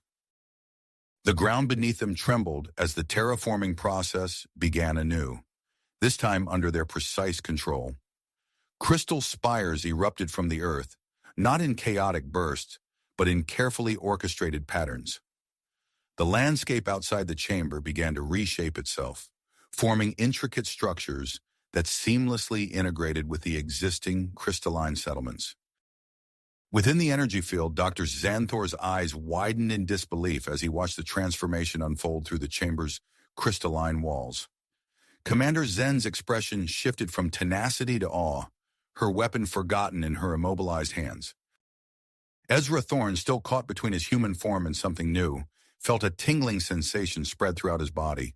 The partial crystallization of his skin accelerated, patches of translucent, faceted material spreading across his flesh. As Roy and Cora continued to guide the planet's metamorphosis, their own bodies underwent further changes. The rough edges of their initial transformation smoothed out, replaced by intricate flowing patterns that mirrored the evolving topography of Nexus Prime. With each passing moment, their connection to the planet deepened, allowing them to manipulate the environment with increasing finesse. Outside the chamber, the conflict between Xanthor's forces and Zen's team ground to a halt as both sides stood transfixed by the spectacle unfolding before them. Crystal formations rose and fell, creating natural amphitheaters, towering citadels, and winding canyons of breathtaking beauty. As the initial wave of transformation subsided, Roy and Cora lowered the energy field. The combatants found themselves able to move once more, but the fight had been driven from them by the awesome display of power. Commander Zen was the first to break the silence. "Dr. Xanthor," she said, her voice steady despite the circumstances, I believe it's time we reassess our positions. Xanthor, his eyes still fixed on the transformed landscape, nodded slowly. Perhaps you're right, Commander.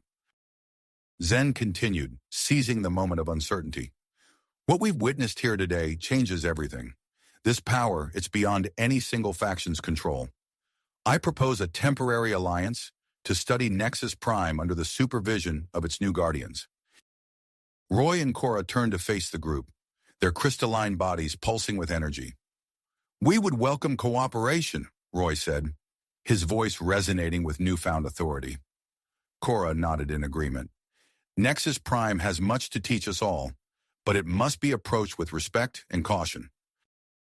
Dr. Xanthor's face twisted in a complex mix of emotions: frustration, curiosity, and a grudging respect.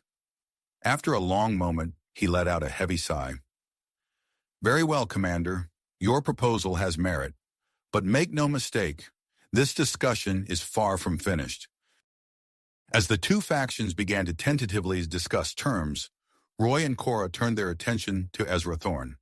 Their former colleague stood apart from the others, examining his partially crystallized hands with a mix of fascination and horror. Ezra, Roy called out, his voice gentle despite its new resonance. Are you all right? Thorne looked up, his eyes wide and uncertain. I don't know. What's happening to me? Cora approached him, her movements fluid and graceful in her new form. You're changing, Ezra, like we did. The energy surge affected you differently, but the process is similar. As they spoke with Thorne, helping him come to terms with his unexpected transformation, Roy and Cora continued to explore their new abilities. With a mere thought, they could reshape the crystal structures around them, creating intricate designs and functional spaces. We could use this to create habitable areas, Cora mused, forming a small shelter with a wave of her hand, for both the crystalline and potential visitors from other worlds. Roy nodded, his mind already racing with possibilities. A bridge between species, just like us. As they experimented with their powers, the crystalline elders approached. Through the telepathic link, they communicated their approval of Nexus Prime's transformation. You have fulfilled the ancient prophecy, one elder conveyed, its silicon body shimmering with excitement. Beings who bridge the organic and inorganic, reshaping our world and opening new paths for our people. Roy and Cora absorbed this revelation, the weight of their new role settling upon them. They were no longer just diplomats or test subjects, but guardians of an entire world and keepers of an ancient, powerful technology. As the negotiations between Zen and Xanthor continued in the background, Roy and Cora began to plan. They would need to create a space for future discussions, a neutral ground where all parties could meet on equal footing. With a shared thought, they began to form a new structure. Crystal spires rose from the ground, intertwining and expanding to create a grand citadel. Its walls shimmered with iridescent patterns, and its halls were designed to accommodate beings of all forms and sizes. As the citadel took shape, Roy and Cora stood at its heart, their crystalline bodies reflecting the light of Nexus Prime's setting sun. They had come so far from their origins as a gym teacher and a student, yet their journey was nowhere near the end. The challenges ahead were many, mastering their new abilities, mediating between competing factions, and unlocking the full potential of Nexus Prime's artifacts. But as they looked out over the transformed landscape, hands clasped together, Roy and Cora felt ready to face whatever the future might hold. The challenges ahead were many, but as they looked out over the transformed landscape, hands clasped together, Roy and Cora felt ready to face whatever the future might bring. In the days that followed, Roy and Cora immersed themselves in their new roles as guardians of Nexus Prime. Their hybrid bodies continued to evolve, each passing moment bringing new discoveries about their capabilities. As they explored the crystalline citadel they had created, they found their connection to the planet deepening. One morning, as they stood atop the highest spire of their creation, Roy felt a strange, tingling sensation coursing through his body. He closed his eyes, concentrating on the feeling, and suddenly found his consciousness projected across the planet's surface. Cora, he called out, his voice echoing both in the physical world and in their shared mental space. Try this. Cora followed suit, closing her eyes and focusing her thoughts. In an instant, she too felt her mind expand across Nexus Prime. They marveled at their new ability to create intricate crystalline avatars, allowing them to explore and manipulate the planet's surface while their physical forms remained in the Citadel. As they experimented with their newfound power, a sleek Galactic Federation ship entered Nexus Prime's atmosphere. On board, Dr. Elena Reyes, a renowned human xenobiologist, peered out the viewport with wide-eyed wonder at the transformed planet below. The ship touched down near the crystalline citadel, and Dr. Reyes stepped out, her scientific equipment in tow. She gasped audibly as she took in the shimmering landscape, her eyes darting from one incredible formation to another. Roy and Cora's avatars materialized before her, their crystalline forms catching the light of Nexus Prime's sun. "Welcome to Nexus Prime, Dr. Reyes," Roy greeted, his voice resonating with an otherworldly timbre. Dr. Reyes fumbled with her handheld scanner, barely able to tear her eyes away from the hybrid guardians. "This is extraordinary," she breathed, her scanner beeping rapidly as it analyzed their composition. "The integration of organic and inorganic material is unlike anything I've ever seen." As Dr. Reyes began her studies, another figure watched from the shadows of the citadel. Dr. Xanthor, his face set in a mask of scientific curiosity, observed the newcomer with keen interest. When he was certain no one was watching, he slipped away to a secluded area and activated a hidden communicator. "Release the probes," he whispered, his eyes darting around to ensure he wasn't overheard. "Begin analysis and replication of the terraforming technology." Unbeknownst to Xanthor, his actions had not gone unnoticed. Commander Lyra Zen, ever vigilant, had anticipated the Zorthian scientist's duplicity. From her position in the newly established command center, she gave a subtle nod to a team of Trill operatives. They activated their advanced cloaking technology and moved out to shadow Dr. Xanthor's every move. Meanwhile, back on Earth, the atmosphere was far from the awe and wonder experienced on Nexus Prime. Outside the Galactic Federation headquarters, a sea of protesters had gathered, their angry chants echoing through the streets. "No more hybrids! Bring them home!" they shouted, waving signs bearing distorted images of Roy and Cora's transformed state. Inside the building, Ambassador Lyra watched the protests with a heavy heart. She turned to her advisors, her expression grim. "We need to address this growing anti-hybridization sentiment," she said firmly. "Arrange for a press conference. It's time we shared the truth about what's happening on Nexus Prime." As tensions rose on Earth, Dr. Vasquez found herself under increasing scrutiny on Triloria.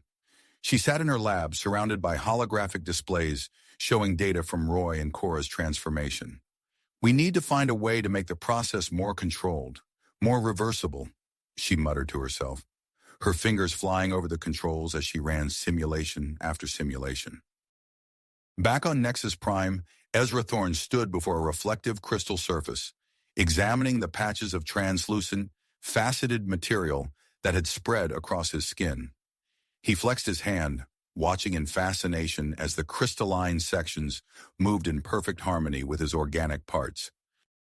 Taking a deep breath, he made his way to the chamber where Roy and Cora's physical forms rested. As he entered, their eyes opened in unison, focusing on him with an intensity that made him shiver. I need your help," Thorne said, his voice wavering slightly. "I don't understand what's happening to me, but I want to learn. I want to help bridge the gap between those who fear hybridization and those who see its potential." Roy and Cora exchanged a glance, a silent communication passing between them. Then, with a gentle smile, Cora extended her hand to Thorne. "Come," she said, her voice like chimes in the wind. "Let us show you the true wonder of what you're becoming." As Thorne took Cora's hand, a surge of energy pulsed through the citadel. Deep beneath their feet, in the very core of Nexus Prime, an ancient chamber stirred to life, its secrets waiting to be uncovered by the new guardians of this extraordinary world. The holographic interface within the chamber flickered, its databanks ready to reveal the complete history of the precursor race and the true purpose of the terraforming technology. As Roy and Cora guided Thorne towards this new discovery, They knew that the revelations waiting for them would forever change the course of their journey and potentially the fate of the entire galaxy. Galaxy. The chamber's activation sent ripples of energy across the network of terraformed worlds, awakening long-dormant systems and alerting Roy and Cora to the true scope of their guardianship. As the holographic interface flickered to life, Roy, Cora, and Thorn found themselves immersed in a vast star map. Countless points of light pulsed in rhythm, each representing a world touched by the precursor race's technology. "It's incredible," Thorn breathed, his partially crystallized hand reaching out to touch one of the glowing orbs. Roy nodded, his crystalline form shimmering with excitement. Each of these worlds, they're like Nexus Prime, waiting to be explored, to be awakened. Cora's eyes darted across the map, her mind racing with the implications. "We need to investigate these planets. Our responsibilities just expanded far beyond what we imagined." Without hesitation, Roy and Cora extended their consciousness, creating crystalline avatars on several of the newly awakened worlds. As their awareness spread across the cosmos, they encountered a dizzying array of environments and life forms. On a planet they designated Aquarius Prime, Roy's avatar materialized in the midst of a vast, bioluminescent ocean. Colossal, jellyfish-like creatures drifted by, their tendrils leaving trails of light in the water. As he explored the depths, he sensed the presence of an intelligent species hidden in the abyssal trenches. Meanwhile, Cora found herself on Verdant Prime, a world of towering fungal forests and sentient plant life. She watched in awe as a group of chlorophyll-based beings engaged in a complex dance, their movements causing the very ground to pulse with energy. Back on Nexus Prime, Dr. Elena Reyes continued her research, her eyes wide with wonder as she analyzed the data streaming in from Roy and Cora's explorations.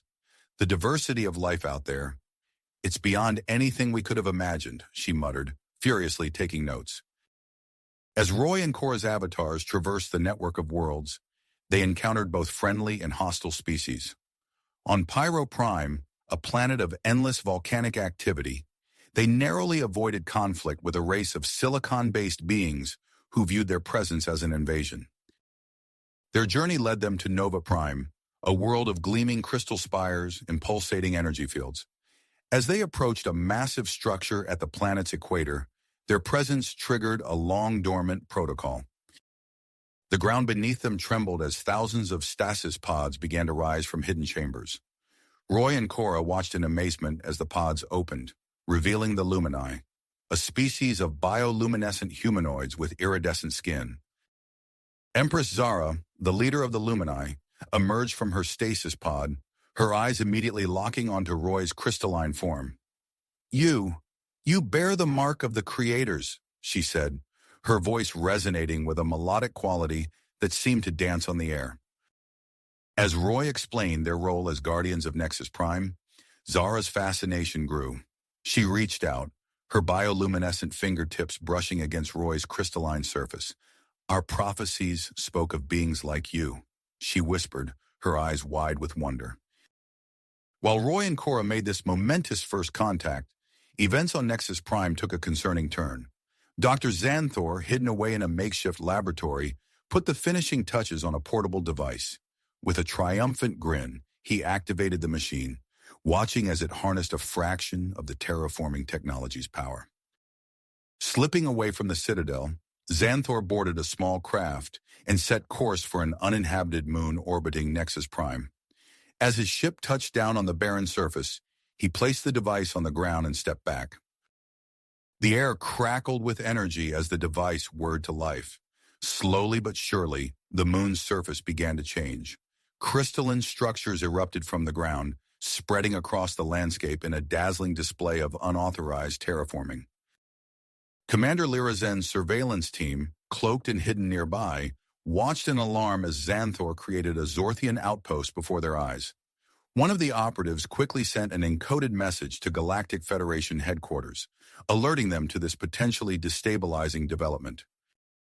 As tensions rose on Nexus Prime, Earth faced its own growing crisis. Victor Kane, a former military officer with a burning hatred for alien influence, stood before a crowd of anti-hybridization protesters. His voice rang out, filled with venomous charisma. "They say these hybrids are the future of humanity," Kane shouted, his face contorted with rage. "I say they are the end of it. We must act now to preserve our species, our way of life." The crowd roared in response, their anger palpable. As Kane's words echoed through the streets, a group of his most radical followers broke away, heading towards the nearest Galactic Federation facility with dangerous intent. Inside the Federation headquarters, Ambassador Lyra received the urgent report from Nexus Prime about Xanthor's actions. Her brow furrowed with concern as she turned to her advisors. "We need to contain this situation quickly," she said, her voice firm. "Prepare a statement for the Interspecies Guardianship Council. We must present a unified front in the face of these challenges." As she spoke, a commotion erupted outside. The sound of breaking glass and angry shouts filled the air as Kane's followers launched their attack on the building.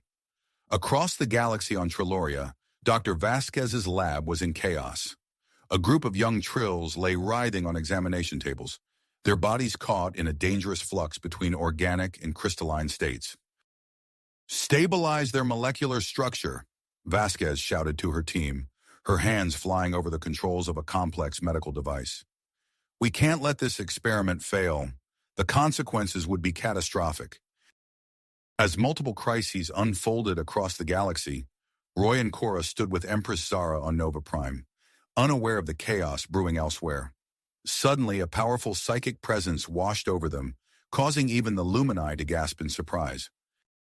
Roy's crystalline form vibrated with the intensity of the contact. "Cora, do you feel that?" he asked, his voice tight with a mix of excitement and apprehension. Cora nodded, her eyes wide. "It's unlike anything we've encountered before, and it's getting stronger." Empress Zara stepped forward, her bioluminescent skin pulsing with increasing frequency. "The prophecy," she whispered, her voice filled with awe. "The return of the creators. It's happening now." As if in response to her words, the sky above Nova Prime lit up with the arrival of an enormous fleet. Ships of unknown design filled the horizon, their hulls shimmering with an energy that resonated with the very crystals of the terraformed worlds. Roy and Cora exchanged a glance, their bond stronger than ever in the face of this new development. As guardians of Nexus Prime and the newly discovered network of worlds, they knew that their actions in the coming moments would shape the future of the galaxy. With the unknown fleet approaching, the chaos on Earth escalating, and Dr. Xanthor's illegal terraforming threatening the delicate balance of power, Roy and Cora steeled themselves for the challenges ahead. The fate of multiple species and worlds now rested in their hands, and the time had come to truly test the limits of their newfound powers and responsibilities. As the unknown fleet approached, Roy and Cora's bond intensified, their crystalline forms resonating with a shared purpose. "We need to prepare," Roy said, his voice carrying a newfound urgency. "Nexus Prime must be ready for whatever comes next." Cora nodded, her eyes scanning the horizon. "Let's gather our team. It's time to put our powers to the test." Over the next few days, Roy and Cora worked tirelessly to establish a network of defensive outposts across Nexus Prime.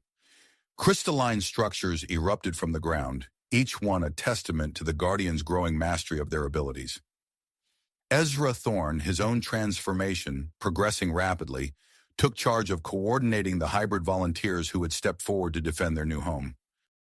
At the Central Citadel, Dr. Elena Reyes oversaw the integration of human and alien technology, her eyes alight with excitement as she interfaced with the planet's advanced systems. "The outposts are online," she reported, her fingers dancing across a holographic display. "We've got a full sensor sweep of the surrounding space." As the defensive network hummed to life, a shimmering portal opened in the Citadel's main chamber. Empress Zara of the Lumine stepped through, her bioluminescent form casting a soft glow across the room. Roy felt a sudden jolt of attraction, his crystalline structure vibrating in response to her presence. "Guardians of Nexus Prime," Zara said, her melodic voice filling the air. "I come bearing the aid of my people." She gestured, and a fleet of sleek, organic crystal hybrid ships materialized in the sky above. Cora watched the exchange between Roy and Zara with a mixture of curiosity and unease. She pushed the feeling aside, focusing on the task at hand. Your assistance is most welcome, Empress. We'll need every advantage we can get. As the Luminite ships took up defensive positions around the planet, reports from Earth painted a grim picture. Victor Kane's anti-hybridization movement had gained significant traction, fueled by stolen classified data on Roy and Cora's transformation. Ambassador Lyra's voice crackled over a secure channel, her tone grave. Kane's propaganda is spreading like wildfire. We're doing our best to contain the situation, but public opinion is turning against us. Roy's crystalline fist clenched at his sides. We can't let fear and misinformation derail everything we've worked for. Their attention was suddenly drawn to a series of alerts flashing across the Citadel's monitoring systems. Dr. Santhor had made his move, activating a network of portable terraforming devices across several moons and asteroids in the system. He's creating Zorthian outposts, Cora said, her voice tight with anger. This could destabilize the entire region. Commander Lyra Zen's face appeared on a nearby screen, her expression grim but determined. We're mobilizing to confront Xanthor's forces. Our combat suits are primed for multi-environment engagement. As reports of skirmishes between Zen's task force and Xanthor's rogue elements flooded in, Roy and Cora felt a powerful psychic presence wash over them. The unknown fleet had entered the outer reaches of their network. Without hesitation, they projected their minds toward the lead ship, establishing a tentative link. A flood of images assaulted their senses, fractured glimpses of an ancient civilization, worlds reshaped on a cosmic scale, and a grand design beyond their comprehension. They're called the Architects, Roy gasped, his form shimmering with the intensity of the contact. They're the precursor race. They've come back to reclaim their creations. As the Architects' fleet drew closer, massive structures began to emerge from beneath the surface of Nexus Prime and other terraformed worlds. Crystalline spires erupted from the ground, forming intricate patterns that pulsed with otherworldly energy. Empress Zara's eyes widened in awe. The prophecies, they spoke of this day, the awakening of the network. Roy and Cora found themselves at the heart of this emerging system, their hybrid physiology allowing them to interface directly with the Architect's technology. As they connected, they felt the weight of eons pressing down upon them, threatening to overwhelm their individual identities. Sensing the danger, Empress Zara stepped forward, her bioluminescent form glowing intensely. She placed her hands on Roy's temples, creating a protective mental barrier around him.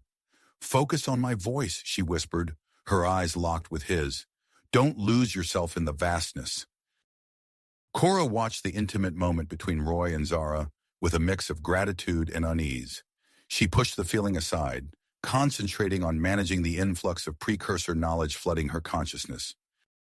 As the first ships of the Architect's fleet entered orbit around Nexus Prime, the planet's surface shimmered with activity.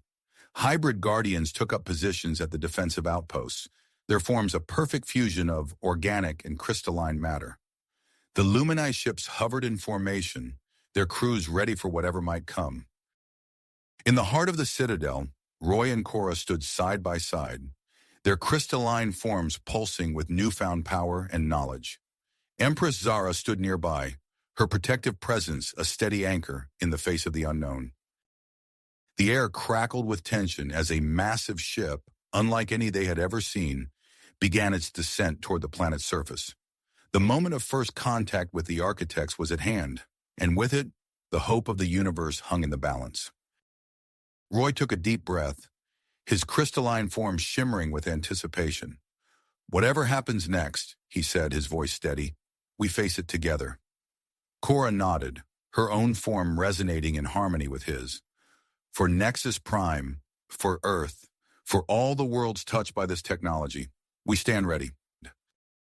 As the Architect's ship touched down on the crystalline plains before the Citadel, Roy and Cora stepped forward to meet the creators of the terraforming technology. The next chapter in the saga of the Hybrid Guardians was about to unfold, with consequences that would ripple across the cosmos. Galaxy. As the Architect's ship touched down on the crystalline plains, Roy and Cora felt a surge of energy coursing through their hybrid forms.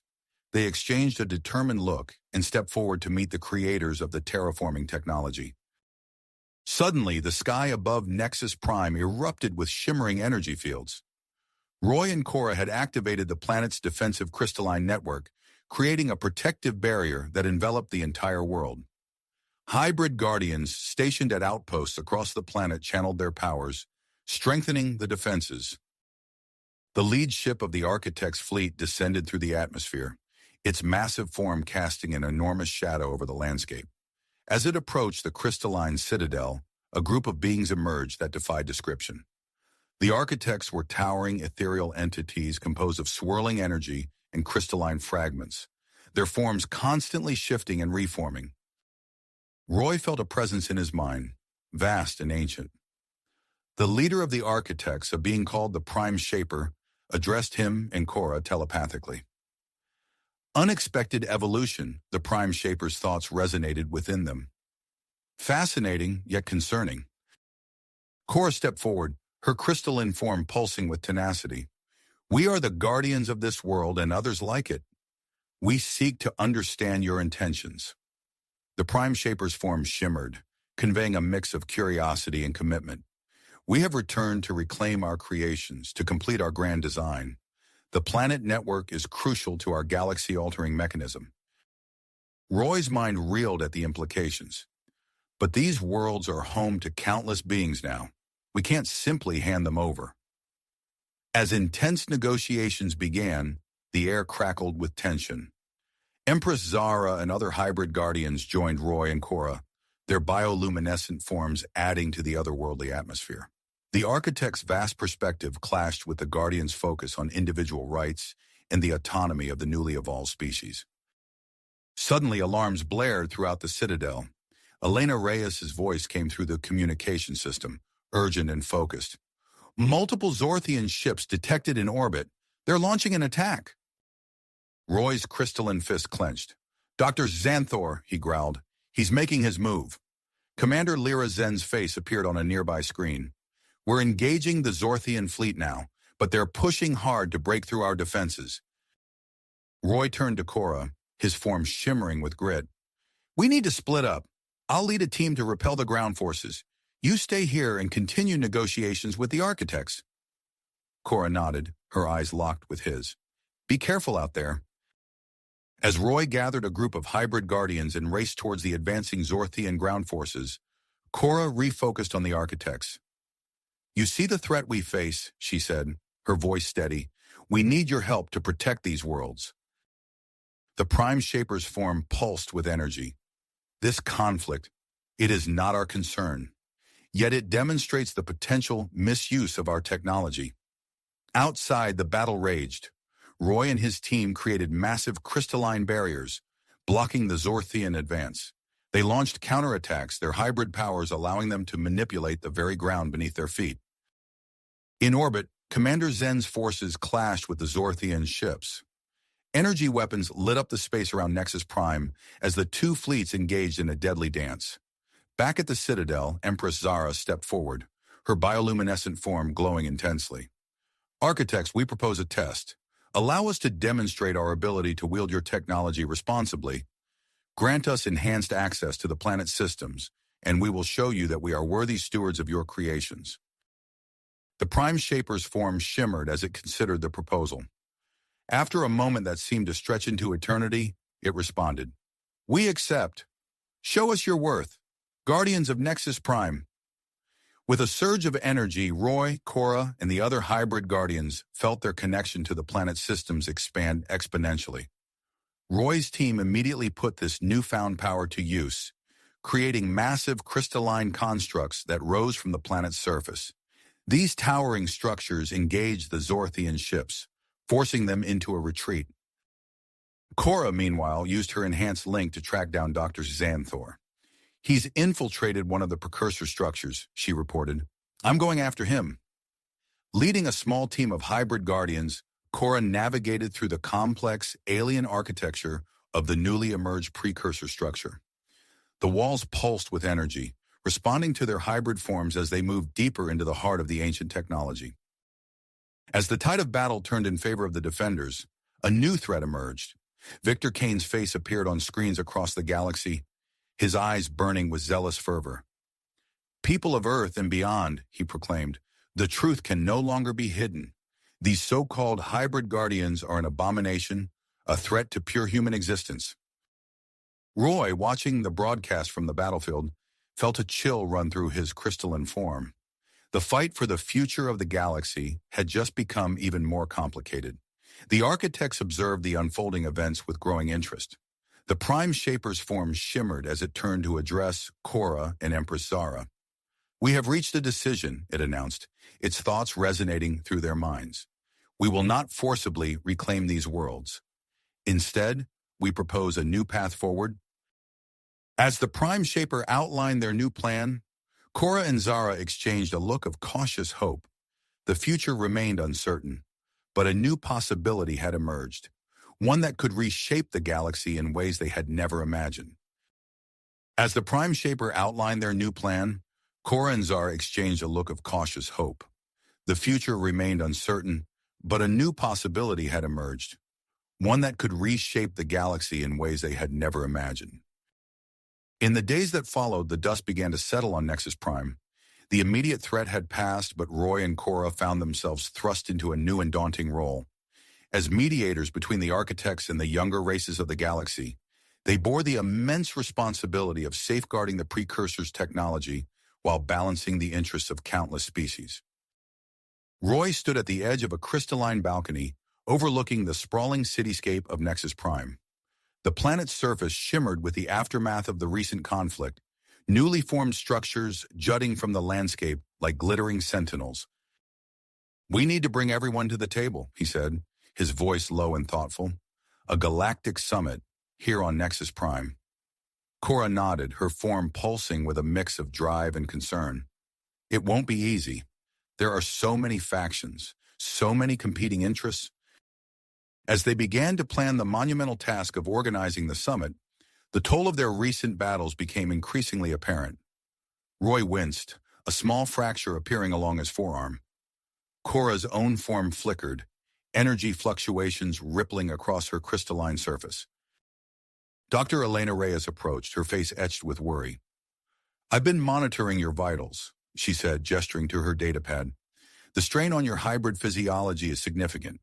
We need to run some tests, determine the long-term effects of your transformation and this intensive use of the architect's technology." While Roy and Cora underwent a battery of examinations, Empress Zara took a more active role in the diplomatic preparations. Her bioluminescent form glided through the Citadel's halls, conferring with representatives from various worlds. "Your Majesty," Roy said, catching up to her after a particularly long meeting. "I can't thank you enough for your help with all of this." Zara's eyes met his, a warm glow emanating from her form. "It's my pleasure, Roy. We're in this together, after all." As the days wore on, Roy found himself spending more and more time with Zara, their shared burden of leadership drawing them closer. Cora, meanwhile, threw herself into working with Dr. Reyes, determined to find a solution to their physical instability. The separation began to take its toll on Roy and Cora's resonance bond. Across Nexus Prime, the crystalline structures they had created together began to show signs of instability, mirroring the growing distance between them. Victor Kane, ever the opportunist, seized upon these developments. His face appeared on the screens across the galaxy, his eyes burning with zealous fervor. "People of Earth and beyond," he proclaimed, "witness the truth we've been warning you about. These abominations, these so-called hybrid guardians, are losing control. Nexus Prime itself teeters on the brink of catastrophic collapse." The misinformation spread like wildfire, causing panic among some of the invited summit representatives. Commander Lyra Zen's face was grim as she reported to Roy and Cora. "We're implementing enhanced security measures across the planet," she said, her voice tight with willpower. "Advanced sensor arrays, increased patrols. We can't afford any surprises during the summit." As the date of the gathering drew near, a new crisis emerged. Reports flooded in from across the network of terraformed worlds. Mysterious energy surges were causing disruptions in planetary ecosystems and interfering with interstellar communications. Roy and Cora exchanged a look of grim dedication. "We need to contain this," Cora said, her form flickering with renewed purpose. They split up, each leading a team of hybrid guardians to investigate the disturbances. Roy found himself on a distant world with Empress Zara, their ship touching down near a newly activated precursor structure. As they ventured inside, the ancient technology pulsed with an eerie, familiar energy. Suddenly, the entrance sealed behind them, trapping them within the labyrinthine complex. "Stay close," Roy said, his crystalline form providing a soft glow in the dim interior. "We need to find the source of these energy surges and shut it down." As they navigated the twisting corridors, the close quarters and high-stress situation began to wear on them. Zara stumbled, and Roy caught her, their faces mere inches apart. For a moment, time seemed to stand still. Then, caught up in the intensity of the moment, they kissed.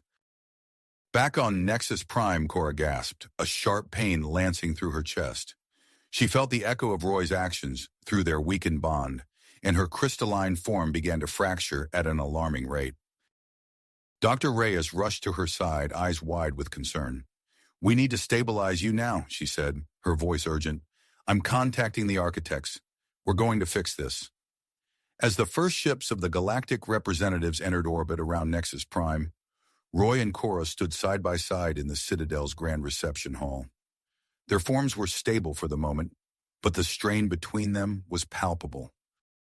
"Whatever happens," Roy said, his voice low, "we need to present a united front." Cora nodded, her expression unreadable. "For the sake of the summit, for the future of the galaxy." As the delegates began to disembark, neither of them noticed a nondescript figure slipping away from one of the arriving parties. Dr. Xanthor, his face hidden beneath a hooded cloak, clutched a small, pulsing container to his chest. Inside, his latest creation stirred, ready to be unleashed upon the unsuspecting summit. The stage was set for a gathering that would determine the fate of worlds. As Roy and Cora stepped forward to greet the first of the arriving representatives, the weight of their responsibilities, and the fractures in their relationship, threatened to shatter the fragile peace they had worked so hard to achieve. The stage was set for a gathering that would determine the fate of worlds. As Roy and Cora stepped forward to greet the first of the arriving representatives, the weight of their responsibilities, and the fractures in their relationship, threatened to shatter the fragile peace they had worked so hard to achieve. The grand opening ceremony of the Galactic Summit took place in the newly constructed Crystal Amphitheater, a massive structure that stood as a testament to the hybrid Guardian's mastery over the architect's technology. The amphitheater's crystalline walls pulsed with soft, ambient light, creating an atmosphere of awe and wonder for the diverse array of delegates filing in. Roy stood at the podium, his crystalline form gleaming under the amphitheater's lights. As he began his opening address, his voice resonated through the vast chamber. "Esteemed delegates, we gather here today on Nexus Prime to Arsmon such Suribacho." Suddenly, a surge of energy coursed through Roy's body. His form began to emit intense pulses of light, each flash growing brighter than the last. Gasps and murmurs rippled through the audience as some delegates recoiled in fear, while others leaned forward, captivated by the display. Cora, who had been standing off to the side, immediately rushed to Roy's aid. Setting aside their recent tensions, she placed a hand on his shoulder, her own crystalline form humming with energy as she attempted to stabilize him. "Roy," she whispered urgently, "focus on my voice. We can control this together." As Roy and Cora struggled to contain the energy surge, a commotion near the back of the amphitheater caught the attention of Commander Lyra Zen. A hooded figure slipped away from the Zorthian delegation, leaving behind a small pulsing container. Before Zen could act, the container burst open, revealing a grotesque creature, a twisted amalgamation of Zorthian, biotechnology, and architect components. The hybrid creation immediately began to interface with the amphitheater's crystalline structure, causing localized disruptions that spread like cracks through the walls. Chaos erupted as delegates scrambled to escape. Commander Zen's voice cut through the panic. "Security teams, establish a perimeter and begin evacuation procedures immediately." As Zen's forces moved to contain the situation, The hybrid creature proved to be a formidable opponent. It moved with unnatural speed, using its ability to manipulate the crystalline structures to evade capture and wreak havoc. Empress Zara, her bioluminescent form glowing brightly, stepped forward. "Roy, Cora, I can help," she called out. Concentrating intensely, Zara created a shimmering psychic barrier around the creature, temporarily halting its advance. With the immediate threat contained, Roy and Cora exchanged a look of understanding. Despite their recent estrangement, they knew what had to be done. Moving in perfect synchronization, they combined their powers, their crystalline forms resonating in harmony for the first time in weeks. As they engaged the hybrid creature, Dr. Elena Reyes watched from a secure observation room, her eyes widening in surprise. "This is unprecedented," she muttered, furiously taking notes on her datapad. "Their bodies aren't destabilizing. They're adapting." Indeed, as Roy and Cora pushed their abilities to the limit, their crystalline forms began to change. They incorporated elements of the amphitheater's structure and even aspects of the hybrid creature's unique composition. Their bodies shimmered with newfound power, intricate patterns forming across their surfaces. In the midst of the battle, Victor Kane, who had infiltrated the summit as part of the Earth delegation, saw his opportunity. He began surreptitiously recording the chaotic scene, his eyes gleaming with zealous fervor. "The people will finally see the truth," he whispered to himself, transmitting the footage to his followers across the galaxy. As Roy and Cora finally managed to subdue the hybrid creature, they found themselves able to interface with it on a deeper level. Fragments of memory and data flowed between them, revealing flashes of Dr. Xanthor's experiments and glimpses of a hidden base. The amphitheater fell silent as the Prime Shaper descended from above, its form a swirling mass of energy and light. It regarded Roy and Cora with an expression that could only be described as a mixture of concern and admiration. "You have shown great courage and adaptability."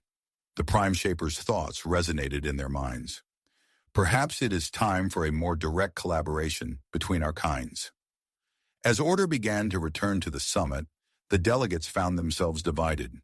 Some looked upon Roy and Cora with newfound respect, while others eyed them with increased suspicion. Commander Zen approached Roy and Cora, her face set in a grim expression. "We're conducting a full security sweep," she informed them. "Whoever was behind this attack couldn't have gotten far." Roy nodded, his newly transformed body still pulsing with energy. "We need to address the delegates," he said, turning to Cora. "Together." As they made their way back to the podium, Roy and Cora could feel the weight of countless eyes upon them. The success of the summit and the future of the hybrid guardians now hung in the balance. Unbeknownst to them, Dr. Xanthor was already slipping away from Nexus Prime, his mind racing with new plans. The attack may have failed, but the data gathered from his creation's brief rampage would prove invaluable for his next experiment. Roy and Cora stood before the assembled delegates, their newly transformed crystalline bodies shimmering with untapped potential. As they prepared to speak, the fate of the terraformed worlds and the delicate balance of power in the galaxy seemed to rest on their shoulders. Words, "the fate of the terraformed worlds," and "the delicate balance of power in the galaxy," seemed to rest on their shoulders as they faced the assembled delegates. Roy cleared his throat, his newly transformed crystalline form glinting under the amphitheater's lights. "Esteemed delegates, we apologize for the interruption. What you have witnessed today is..." A sharp beep cut through the tense atmosphere. Commander Lyra Zen strode purposefully towards Roy and Cora, her face etched with concern. "We have an urgent situation," she said in a low voice, handing them a datapad. Cora's eyes widened as she scanned the message. "It's from Dr. Vasquez on Triloria," she whispered to Roy. "A group of young Trills who underwent unsanctioned hybridization have escaped. They've hijacked a ship and are headed here." Roy's mind raced, calculating the potential dangers. He turned to address the delegates once more. "We must temporarily adjourn this session. There is a developing situation that requires our immediate attention." As murmurs of confusion and alarm spread through the crowd, Roy and Cora quickly mobilized their team of guardians. Dr. Elena Reyes approached them, clutching a small glowing container. "I've developed a new stabilization serum," she explained, her voice urgent. It should help control the rapid mutations in hybrid individuals. Take it with you. You may need it. Roy nodded gratefully, securing the container. Cora, I need you to stay here and manage the diplomatic situation.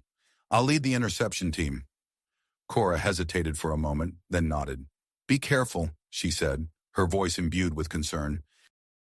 As Roy and his team prepared to depart, alarms blared throughout the complex. Commander Zen's voice crackled over the communication system. The hijacked ship has entered Nexus Prime's atmosphere. It's experiencing severe malfunctions, likely due to energy emissions from its occupants. Roy's team raced to their transport vessels, launching into the sky just as the hijacked ship streaked across the horizon. They watched in horror as the ship, trailing smoke and erratic energy pulses, plummeted towards a dense crystalline forest on the outskirts of the main settlement. The impact sent shock waves through the forest, shattering delicate crystal formations and uprooting glowing flora. Roy's team touched down at the edge of the crash site, the acrid smell of burnt metal and ozone filling the air. Fan out, Roy commanded. Find the Trill hybrids, but approach with caution. We don't know how unstable they might be. As they ventured into the forest, Roy noticed something strange. The crystalline vegetation seemed to be moving, pulsating, growing at an alarming rate. Sir, one of the guardians called out, the plants, they're merging with something. Roy's eyes widened as he saw it. The young Trill hybrids, their forms flickering and unstable, were unconsciously fusing with the crystalline structures around them. Tendrils of energy snaked from their bodies, connecting to the plants and causing them to mutate and expand rapidly. This is Roy, he spoke into his communicator. We need containment units here immediately. The hybrids are causing uncontrolled terraforming. It's spreading fast. Back at the summit, Cora faced a barrage of questions and demands from increasingly agitated delegates. Victor Kane's voice rose above the clamor. These hybrids are a threat to us all. We demand immediate action. Use whatever force necessary to neutralize them. Cora raised her hands, calling for calm. We are addressing the situation. I assure you, our priority is the safety of all. Her words were cut short as Empress Zara stepped forward, her bioluminescent form glowing with dedication. I can help, she declared. My Luminae abilities might allow me to locate and communicate with the Trill hybrids. Cora hesitated for a moment, then nodded. Go, join Roy's team, but please, be careful. As Zara departed, Cora turned back to the delegates, steeling herself for the difficult negotiations ahead. In the crystalline forest, Roy and his team pushed deeper into the rapidly transforming landscape. The once familiar terrain had become an alien maze of pulsating, interconnected structures. Empress Zara's arrival brought a welcome source of illumination, her bioluminescent form casting a soft glow through the crystal maze. Suddenly, a movement caught Roy's eye. A young female Trill hybrid stumbled into view, her body rapidly shifting between various crystalline forms. Fear and confusion radiated from her in palpable waves. I'm Lyra, she gasped, her voice distorted by her unstable transformation. Please help me. Roy approached slowly, the stabilization serum in hand. It's all right, Lyra. We're here to help. This serum can stabilize your condition. As he moved closer, Lyra's panic spiked. Sharp crystal shards erupted from her body, forming a protective barrier around her. Roy halted, realizing the delicate nature of the situation.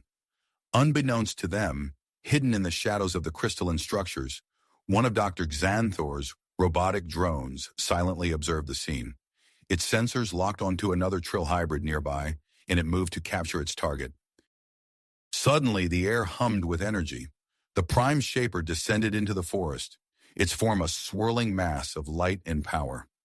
It regarded the chaotic scene with what could only be described as concern. Roy's mind raced, an idea forming. He established a telepathic link with Cora, sharing his insights.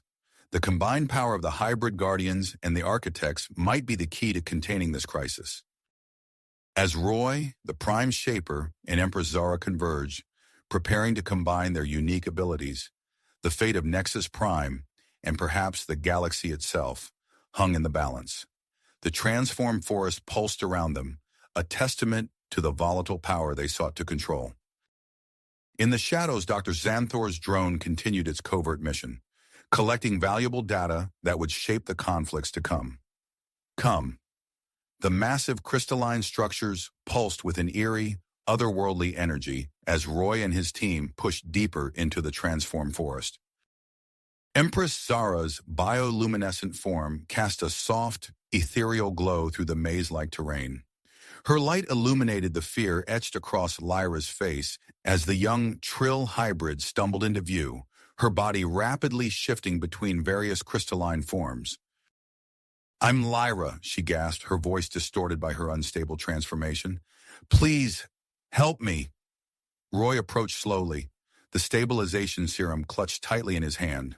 "It's all right, Lyra. We're here to help. This serum can stabilize your condition." As he moved closer, Lyra's panic spiked. Sharp crystal shards erupted from her body, forming a protective barrier around her. Roy halted, realizing the delicate nature of the situation. The air suddenly hummed with energy as the Prime Shaper descended into the forest, its form a swirling mass of light and power. It regarded the chaotic scene with what could only be described as concern.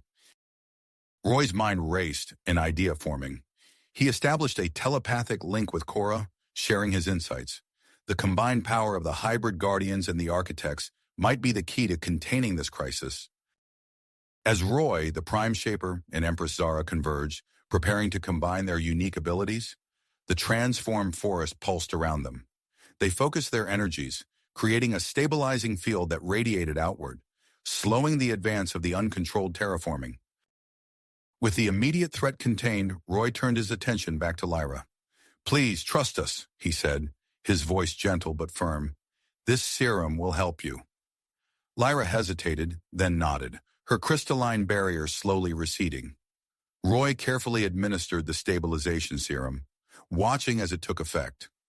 Lyra's rapid form shifting began to slow, her body settling into a more stable crystalline state. "Thank you," she whispered, relief evident in her voice. As Roy's team continued their search for the remaining Trill hybrids, a sudden commotion erupted nearby. Commander Lyra Zen's voice crackled over the communicator. "We've detected an unauthorized energy signature within the quarantine zone," she reported. "It's one of Dr. Xanthor's drones. It's attempting to escape with genetic samples from a captured Trill hybrid." Roy watched as Zen and her strike team raced past, in hot pursuit of the fleeing drone. The chase weaved through the partially transformed crystalline forest, the drone using the complex terrain to its advantage. Back at the summit, Cora faced the agitated delegates. She raised her hands, calling for calm. "Esteemed delegates, I understand your concerns. We have the situation under control, and I have a detailed plan for containing and reversing the uncontrolled terraforming." She outlined her proposal for a specialized task force of hybrid guardians and architect advisors to oversee the stabilization of affected areas across all terraformed worlds. Many delegates nodded in approval, though Victor Kane and his supporters continued to voice their opposition. As Cora fielded questions from the delegates, an urgent transmission cut through the discussion. A holographic display flickered to life, showing a panicked official from Verdant 9. "We need immediate assistance," the official pleaded. "Crystalline structures are growing rapidly across our planet, threatening to engulf major population centers. We can't contain it." Cora exchanged a worried glance with Roy through their telepathic link. The scope of the problem was far greater than they had initially believed. "Roy," Cora communicated silently, "we need to split our efforts. I'll stay here to coordinate the ongoing operations. You should lead a team to Verdant 9. Roy nodded in agreement. He turned to the Prime Shaper, who had been observing the unfolding events. "Will you join us?" Roy asked. "Your knowledge and abilities could be crucial in addressing this crisis." The Prime Shaper's form shimmered in what Roy interpreted as assent. "The balance of our creation is at stake," it communicated. "Direct intervention is necessary." As Roy prepared for the mission to Verdant 9, Dr. Elena Reyes approached him, her eyes bright with a mix of excitement and concern. "Roy, I have a proposition," she said, holding up a vial of shimmering liquid. I've developed an experimental enhancement using stabilized trill hybrid DNA. It could grant you greater control over the terraforming technology. Roy hesitated, weighing the potential benefits against the risks. What are the side effects? Unknown, Reyes admitted. The process will be painful, and there's no guarantee of success, but it could give you the edge we need to combat this crisis. Roy took a deep breath, then nodded. Let's do it. The enhancement process was excruciating. Roy's crystalline form fractured and reformed multiple times, each wave of pain more intense than the last. Empress Zara stood nearby, using her Lumine abilities to help stabilize him during the transformation. As the process concluded, Roy emerged with a new, more intricate crystalline structure that pulsed with heightened energy. He flexed his hands, feeling the raw power coursing through him. Just as Roy's team prepared to board their ship, Commander Zen's strike force returned. They had captured the drone and secured the genetic samples it had attempted to steal. Analysis of the drone confirms Dr. Xanthor's involvement, Zen reported. We've got leads on his hidden laboratory. We'll find him.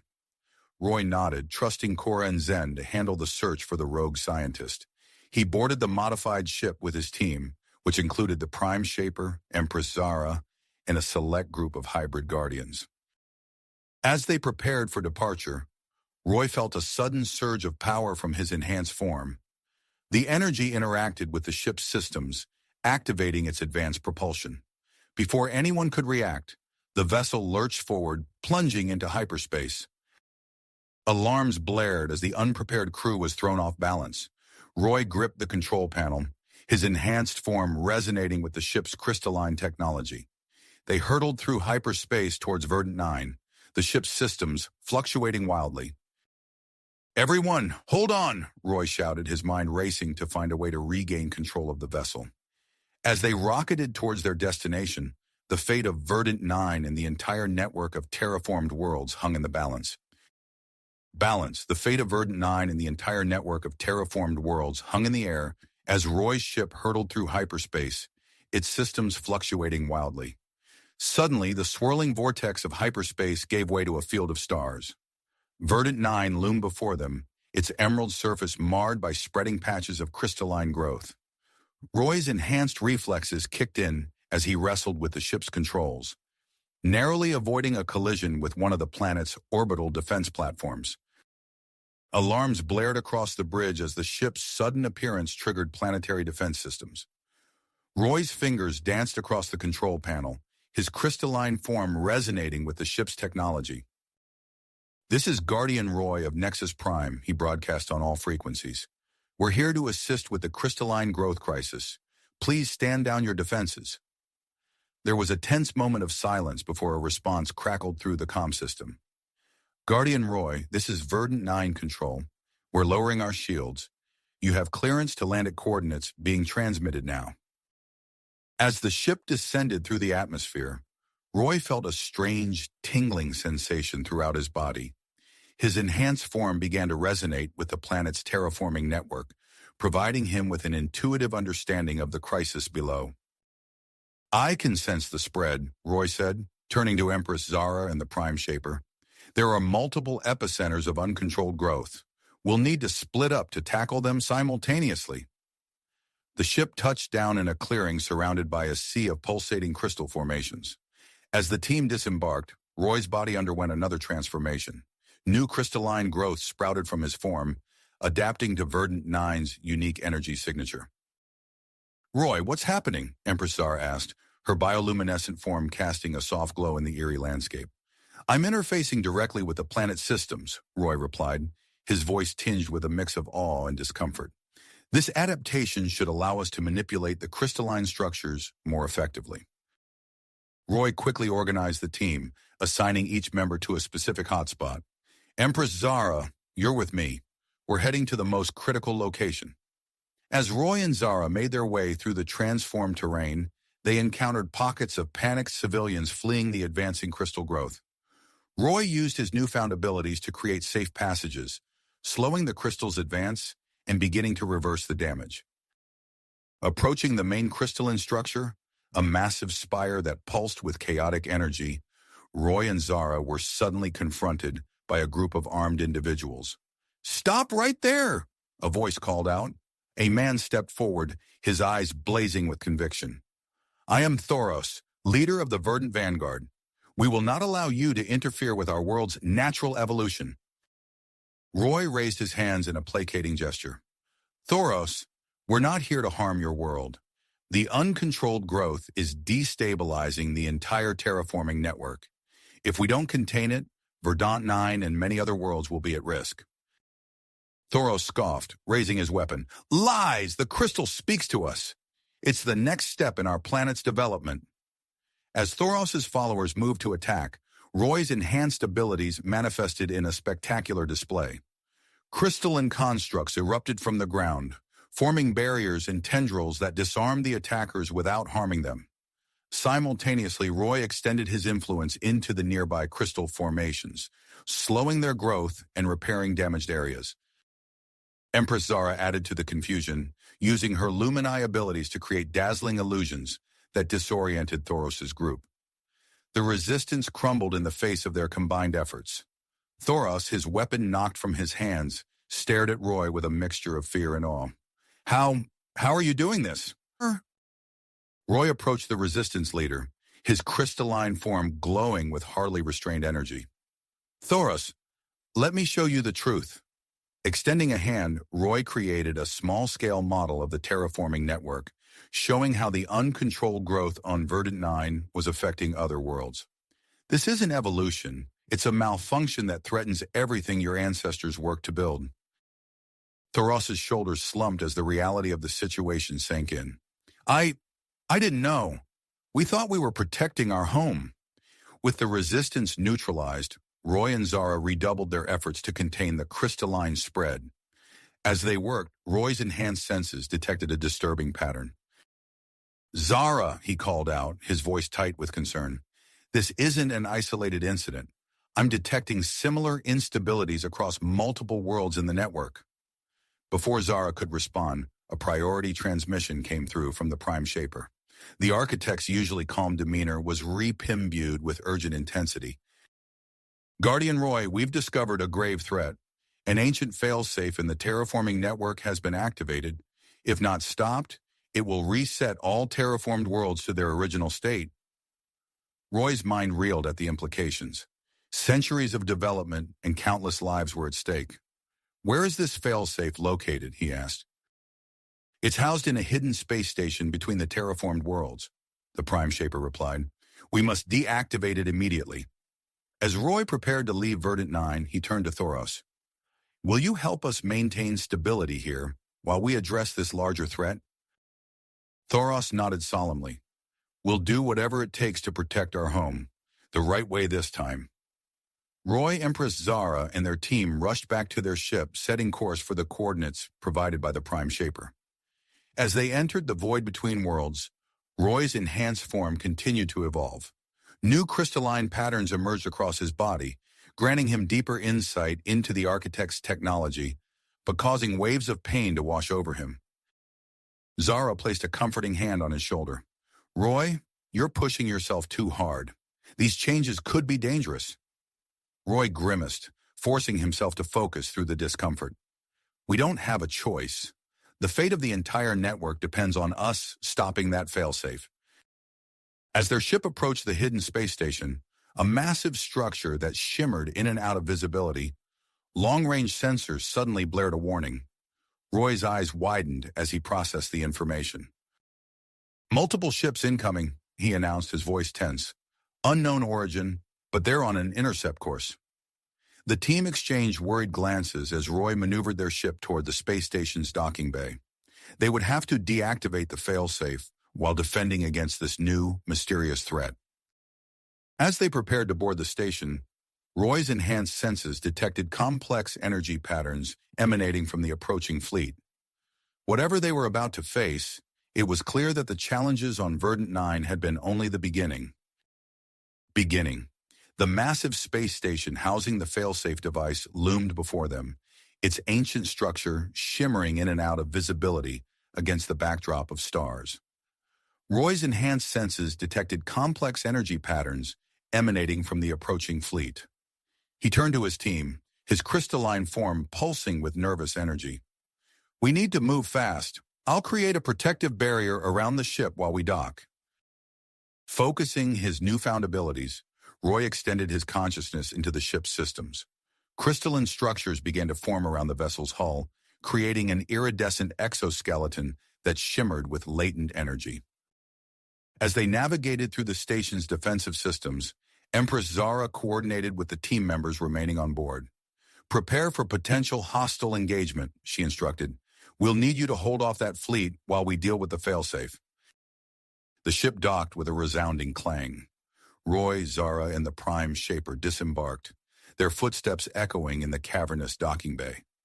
As they moved deeper into the station, Roy's crystalline form continued to adapt, new patterns emerging across his body. "This way," Roy said, his voice strained as he interfaced with the ancient architect technology. He led them through a maze of corridors, each turn bringing them closer to the heart of the station. Suddenly, alarms blared throughout the structure. The Prime Shaper's form shimmered with concern. "The unknown fleet has engaged our defenses. We must hurry." As they raced toward the central chamber, Roy's mind was assaulted by a cascade of information. His enhanced hybrid physiology struggled to process the influx of data from the station's systems. He stumbled, catching himself against a wall. Zara steadied him, her bioluminescent form casting a soft glow in the dim corridor. "Roy, you're pushing yourself too hard. We need you focused." Roy nodded, gritting his teeth against the discomfort. "I'm fine. We're almost there." They entered a vast chamber dominated by a pulsating column of energy. At its base stood a control interface unlike anything they had encountered before. As Roy approached, a holographic projection materialized before them. "Greetings, hybrid entity," the ancient architect AI intoned. "To access the failsafe controls, you must prove your worthiness." Roy stepped forward, his crystalline form resonating with the AI's energy. "I'm ready. What do I need to do?" The AI's response came in the form of a series of holographic projections, each depicting a different terraformed world. "Navigate these simulations," it instructed. "Demonstrate your understanding of our technology and its impact on these ecosystems." As Roy immersed himself in the AI's trials, Empress Zara turned her attention to the station's sensor arrays.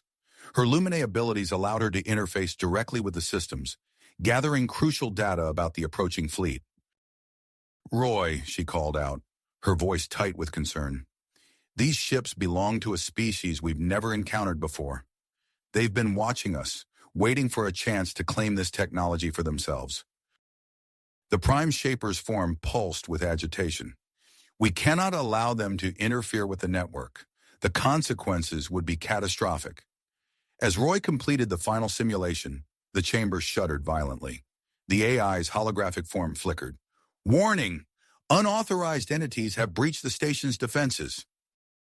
Roy rushed to the failsafe controls, his enhanced abilities allowing him to interface directly with the system. As he delved into the network's base code, the true scope of the crisis became clear. "The uncontrolled growth," he muttered, fingers dancing across the holographic interface. "It's all connected." Xanthor's experiments with the portable devices triggered a cascading error throughout the entire network. As Roy worked to rewrite the code and stabilize the system, Empress Zara and the Prime Shaper moved to intercept the intruders. The sound of weapons fire echoed through the corridors, growing closer with each passing moment. Zara's Lumine abilities flared as she created dazzling illusions, disorienting the first wave of cybernetically enhanced boarders. The Prime Shaper initiated emergency protocols, sealing off sections of the station to limit the intruders' advance. Back at the failsafe controls, Roy's concentration was shattered by a sudden psychic impact. His mind reeled as Cora's voice echoed in his consciousness. "Roy," she called out, her mental voice strained with effort. "Xanthor's been cornered, but he's triggered some kind of failsafe in his hybrids. The energy surge, it's threatening Nexus Prime's core. I have to contain it." Roy's heart raced as he realized the implications of Cora's plan. "Cora, no. The risk of crystallization." There's no other choice, she interrupted. I'm sorry, Roy. I need you to know. The psychic link abruptly severed as Cora channeled her hybrid abilities into containing the surge. Roy's anguished cry echoed through the chamber, his crystalline form pulsing with chaotic energy. Empress Zara, sensing Roy's distress, called out from her position near the chamber's entrance. Roy, whatever's happening, we need you focused. If we don't stabilize the network now, everything we fought for will be lost. Roy forced himself to concentrate, pushing aside his fear for Cora. His fingers flew across the holographic interface, rewriting lines of code at a superhuman pace. As he worked, he became aware of a new presence in the system, an anomaly that seemed to be actively resisting his efforts to stabilize the network. No, he muttered, redoubling his efforts. I won't let you undo centuries of progress. Outside the central chamber, the battle raged on. Empress Zara and the Prime Shaper fought with everything they had, pushing the cybernetic intruders back toward their ships. But for every enemy they repelled, two more seemed to take their place. As Roy neared completion of the network stabilization, a warning klaxon blared through the station. The AI's voice, now tinged with urgency, filled the chamber. Warning, failsafe countdown initiated. Total network reset imminent. Roy's eyes widened as he realized the true nature of the anomaly he'd been fighting. It wasn't just resisting his efforts. It was actively working to trigger the very reset they'd come to prevent. With time running out and the fate of countless worlds hanging in the balance, Roy prepared to make one final, desperate attempt to save the terraforming network. But as he reached out to interface with the system one last time, he felt a sudden, searing pain course through his crystalline form. His enhanced hybrid physiology, pushed beyond its limits, began to fracture under the strain. Roy gritted his teeth, forcing himself to push through the agony. He knew that failure now meant not just the loss of the terraformed worlds, but potentially the loss of Cora as well. As Roy's consciousness merged with the failsafe system, he found himself in a virtual battleground, facing off against the very core of the Architect's AI.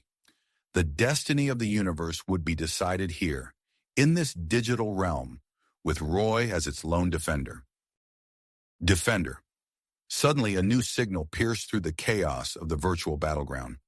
Roy's consciousness, still merged with the failsafe system, registered an urgent transmission from Nexus Prime. The message hit him like a shockwave, momentarily destabilizing his digital form. Cora, he whispered, his voice echoing in the vast expanse of code. The transmission detailed Cora's desperate plan to contain the energy surge caused by Dr. Santhor's dead man switch. Roy's mind raced, calculating the immense danger she faced. In that split second, he made a decision that would alter the course of their mission. With a surge of will, Roy diverted a portion of the station's power, creating a long-range energy conduit to Nexus Prime. His hybrid abilities stretched to their limits as he established a direct connection between the fail-safe device and the planet's crystalline core. Energy coursed through the newly formed channel, relieving pressure on the overloading systems of the terraforming network, while simultaneously feeding into Nexus Prime's structure. Roy felt the strain on his crystalline form intensify, fractures spreading across his digital avatar. On Nexus Prime, Cora sensed the sudden influx of power. Her eyes widened as she realized its source. Roy, she breathed, a mix of gratitude and concern in her voice. Without hesitation, she channeled the additional energy into her efforts. A massive crystalline dome materialized around the epicenter of the disturbance, its facets shimmering with contained power. As Cora worked to stabilize the isolated area, she felt her own hybrid form changing, crystal structures growing and evolving at an alarming rate. Back on the space station, Empress Zara and the Prime Shaper fought with renewed vigor. Their combined abilities proved too much for the cybernetic intruders. As the last of the enemy forces retreated, Zara noticed a damaged data core among the debris. Prime Shaper, she called out, her bioluminescent form pulsing with excitement. This core might hold valuable information about our attackers. As they examined the core, Roy's consciousness snapped back to the physical realm. He found himself once again standing before the holographic interface, his fingers dancing across its surface with inhuman speed. "Roy," Zara's voice crackled through the comm system. "We've repelled the intruders, but there's more. This data core contains information about their homeworld and their plans for our technology." Roy nodded, his focus split between stabilizing the network and processing this new information. "Good work. We'll need that intel for what's coming next." Suddenly, a warning flashed across the interface. The AI's voice filled the chamber, its tone permeated with urgency. "Alert. Unauthorized energy diversion detected. Initiating lockdown sequence." Roy's eyes widened as he realized the implications. The failsafe device had detected his intervention on Nexus Prime and interpreted it as a threat. If the lockdown completed, he would lose access to the system, potentially triggering the reset of all terraformed worlds. Without hesitation, Roy pushed his hybrid abilities to their absolute limit.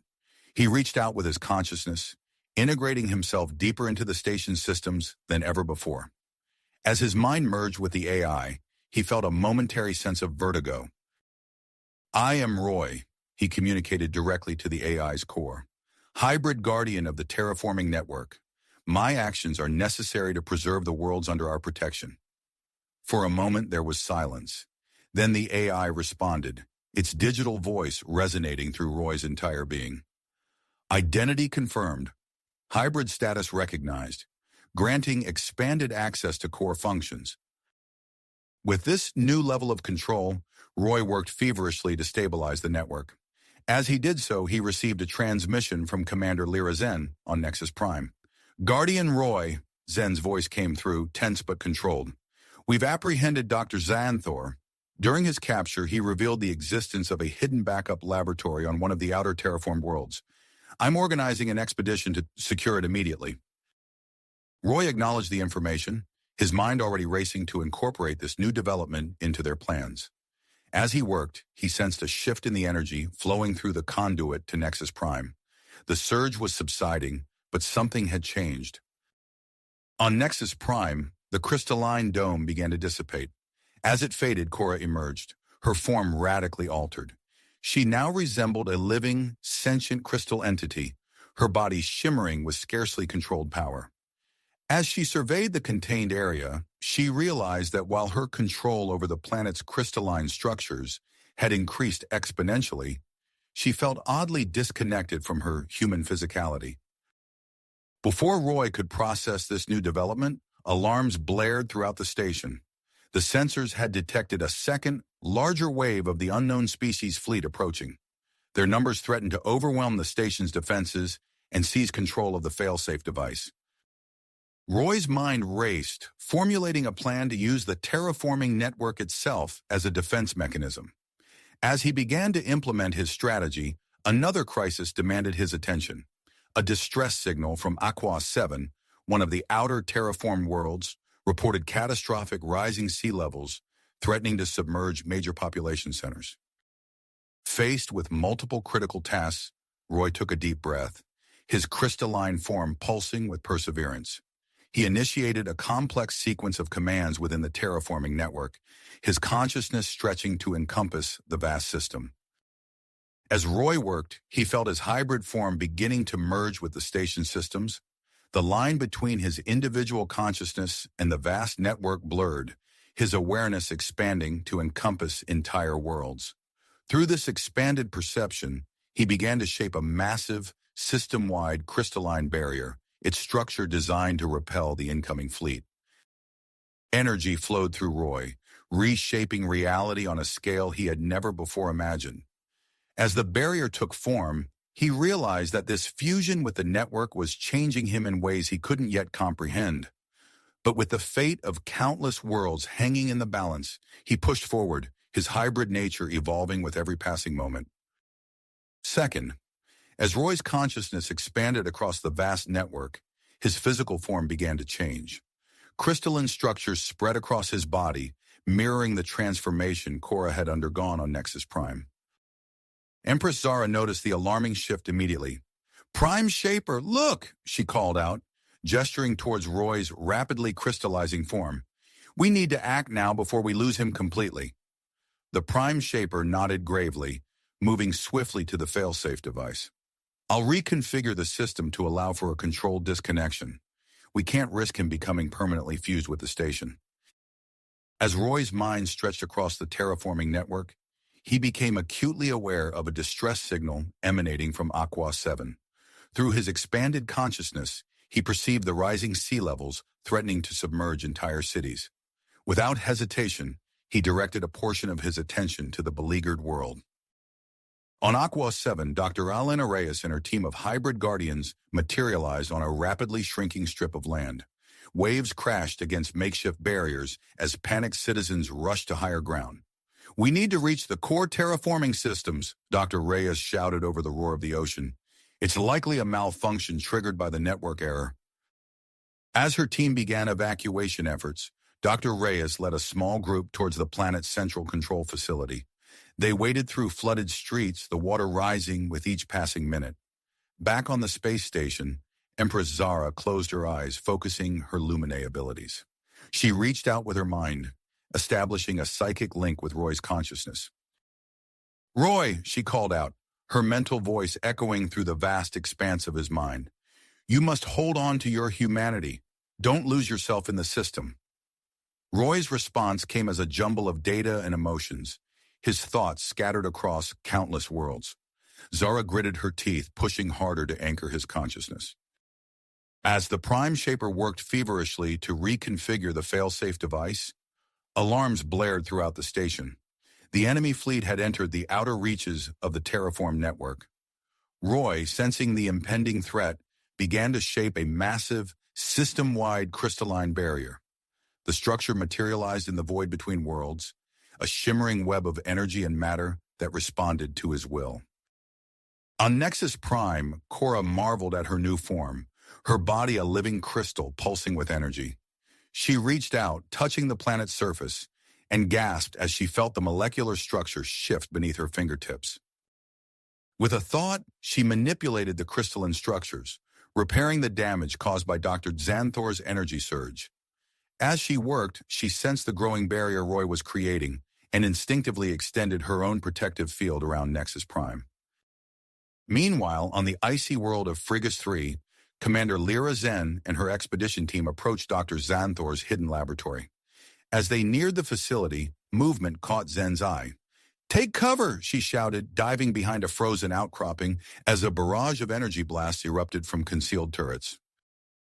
Emerging from the lab's entrance, a horde of semi-sentient hybrid creatures advanced on their position. Zen's team returned fire, their weapons leaving scorch marks on the creatures' armored hides. "We need to secure that lab," Zen called out to her squad. "Whatever Xanthor was working on, we can't let it fall into enemy hands." As battles raged across the terraformed worlds, Roy's crystalline barrier engaged the first wave of the enemy fleet. Ships exploded in brilliant flashes of light as they collided with the energy field, while others veered away, regrouping to analyze this unexpected defense. However, the strain of maintaining such a vast construct accelerated Roy's transformation. Crystal formations spread across his body, threatening to encase him completely. Empress Zara, still linked to Roy's mind, felt his humanity slipping away. "Prime Shaper, we're losing him," she called out, her voice tight with urgency. The Prime Shaper nodded, making a final adjustment to the failsafe device. "Initiating controlled disconnection now," he announced, activating the reconfigured system. As the disconnection process began, Roy felt his consciousness being pulled back from the vastness of the network. The crystalline barrier protecting the terraformed worlds flickered, weakening as his control slipped. The enemy fleet, quick to adapt, launched a full-scale assault on multiple points in the network. Ships poured through gaps in the failing barrier, heading towards the most vulnerable worlds. On Aqua 7, Dr. Reyes and her team finally reached the core terraforming systems. Water lapped at their feet as they worked to repair the malfunctioning equipment.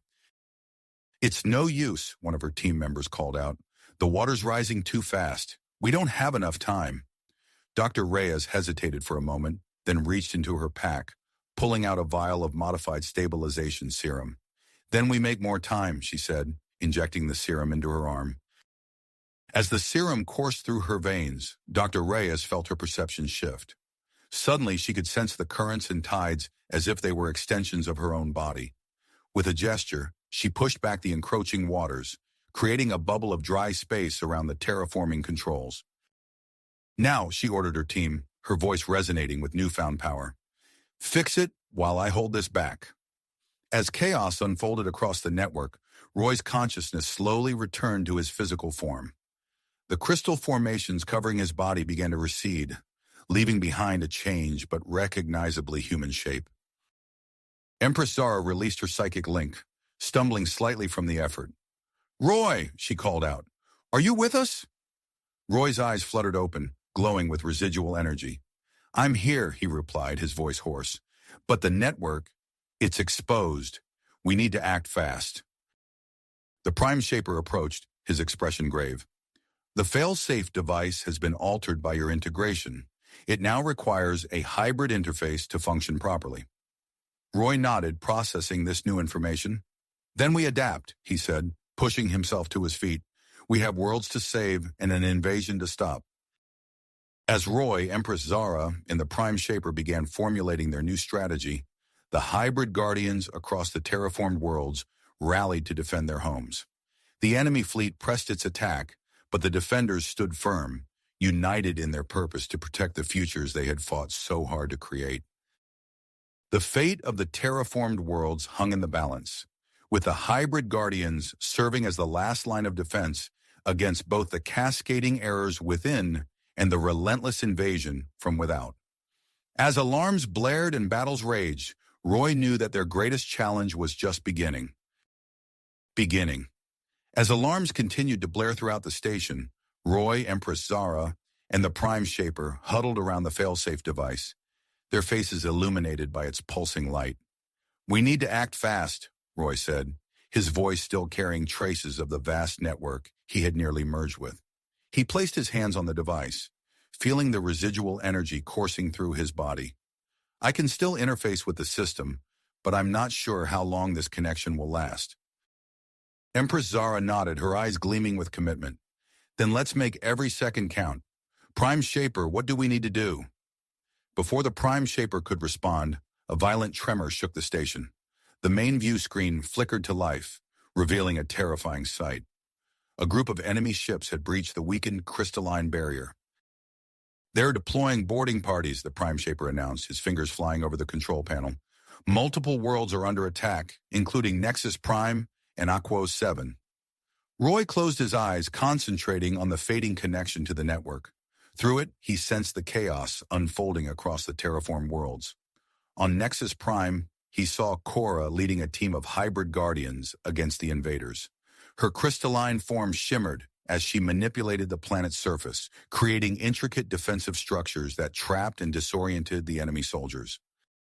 On HFY 7, Roy felt the planet's oceans churning with newfound stability.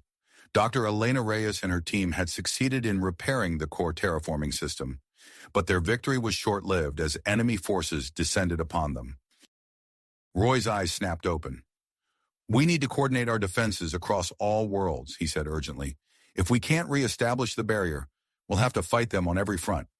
As Roy worked to interface with the fail-safe device, Empress Zara received an urgent transmission from Commander Lyra Zen on Frigate 3. "Your Majesty," Zen's voice crackled through the comm system, the sound of energy weapons discharging in the background. "We've secured Xanthor's laboratory. The data we found, it's crucial. Transmitting now." The Prime Shaper's eyes widened as he analyzed the incoming data. "This is incredible," he exclaimed. "Xanthor's research on hybrid creation and stabilization, it could be the key to developing countermeasures against the enemy's enhanced soldiers." As they worked to integrate this new information, another transmission cut through the chaos. This time, it was Thoros from Verdant 9. "Roy, Prime Shaper, can you hear me?" Thoros's voice was filled with a mix of excitement and urgency. "We've activated an ancient architect communication device. The planet is trying to tell us something." Roy felt a surge of energy course through him as he connected to the device on Verdant 9. Suddenly, his mind was flooded with information. complex algorithms and subroutines hidden deep within the terraforming network. "It's a defense mechanism," Roy gasped, his body trembling with the influx of data. "A way for the terraformed worlds to adapt and protect themselves against external threats." The Prime Shaper's hands flew over the controls, working to integrate this new information. "If we can activate this subroutine across the network, we might have a chance to repel the invasion." As Roy began in the process of activating the subroutine, the effects rippled across the terraformed worlds. On Nexus Prime, Cora felt a surge of power as the planet's crystalline structures responded to her will with increased intensity. Enemy soldiers found themselves trapped in rapidly growing crystal formations, their weapons rendered useless. On Aqua 7, Dr. Reyes watched in awe as massive waterspouts formed around the invading ships, tossing them about like toys. Her own connection to the planet's waters grew stronger, allowing her to direct currents with pinpoint accuracy, sweeping away enemy forces. Commander Zen and her team on Frigate 3 found themselves in the eye of a sudden localized blizzard. The storm raged around them, freezing enemy equipment and disorienting their cybernetically enhanced foes. As the terraformed worlds began to actively resist the invasion, the enemy fleet started to pull back. But victory was far from assured. A massive ship, easily twice the size of the others, broke through the remnants of the crystalline barrier, heading straight for the space station. "It's their leader," Empress Zara said, her voice tight with tension. "Siberian." The station rocked as Siberian's ship opened fire, its advanced energy weapons tearing through the outer defenses. Alarms blared with renewed urgency as the station's integrity was compromised. Empress Zara closed her eyes, summoning her Lumini abilities. A shimmering psychic barrier sprang into existence around the station's core, deflecting the worst of Siberian's assault. "I can't hold this forever," she grunted, sweat beading on her forehead. Roy looked at the Prime Shaper, a grim understanding passing between them. "We need more time to complete the activation," Roy said. "There's only one way." Before anyone could stop him, Roy placed both hands on the failsafe device, initiating a partial reintegration with the system. His body began to crystallize once more, the process accelerating as he took direct control of the network's defenses. "Roy, no!" Empress Zara cried out, but it was too late. As Roy's consciousness expanded across the network, he felt Cora's presence reach out to him from Nexus Prime. Their minds linked, forming a telepathic bridge that helped stabilize Roy's fragmented consciousness. Through their connection, Roy and Cora coordinated the terraformed world's counterattack. Crystalline missiles launched from Nexus Prime, while Aqua 7's oceans reached into space, forming colossal water tentacles that grappled with enemy ships. On Frigate 3, geysers of liquid nitrogen erupted from beneath the icy surface, flash freezing anything they touched. The Prime Shaper worked feverishly, reconfiguring the failsafe device to distribute the load across multiple hybrid guardians. "Hold on, Roy," he muttered. "Just a little longer." As the battle raged both within and without the station, Siberian's forces breached the inner chambers. Empress Zara's psychic barrier flickered under the assault, her strength waning. Roy, still partially merged with the failsafe device, coordinated the defense efforts across the network. But time was running out. His body continued to crystallize, and even with Cora's help, he could feel his individuality slipping away. The fate of the terraforming network hung in the balance as Siberian's troops advanced toward the core. The hybrid guardians fought with everything they had, but the outcome remained uncertain. As Roy's consciousness teetered on the edge of complete integration, he knew that the next few moments would determine the future of not just the terraformed worlds, but of humanity itself. As Roy's consciousness teetered on the edge of complete integration, the Prime Shaper's fingers flew across the failsafe device's controls. A surge of energy pulsed through the station, causing the lights to flicker and the floor to vibrate. "It's done," the Prime Shaper announced, his voice tight with tension. "The modifications are complete." In that instant, a network-wide pulse erupted from the failsafe device, racing across the terraformed worlds. Roy felt the pulse ripple through his partially crystallized form, and suddenly his mind expanded beyond the confines of the station. On Nexus Prime, Cora stumbled mid-battle as the pulse hit her. She gasped as crystalline structures emerged from her skin, forming intricate patterns that pulsed with energy. Her connection to the planet's surface intensified, and with a mere thought, she raised a massive crystalline barrier that engulfed an entire enemy battalion. Dr. Elena Reyes on Aqua 7 felt the change course through her body. The serum she had injected earlier reacted to the pulse, accelerating her transformation. Fins sprouted along her arms, and gills formed on her neck. With newfound clarity, she sensed every droplet of water on the planet, ready to bend to her will. Even Thoros on Verdant 9 experienced the pulse's effects, his body already undergoing changes from his interaction with the ancient architect device, further transformed. Vines and leaves sprouted from his skin, connecting him directly to the planet's rapidly evolving flora.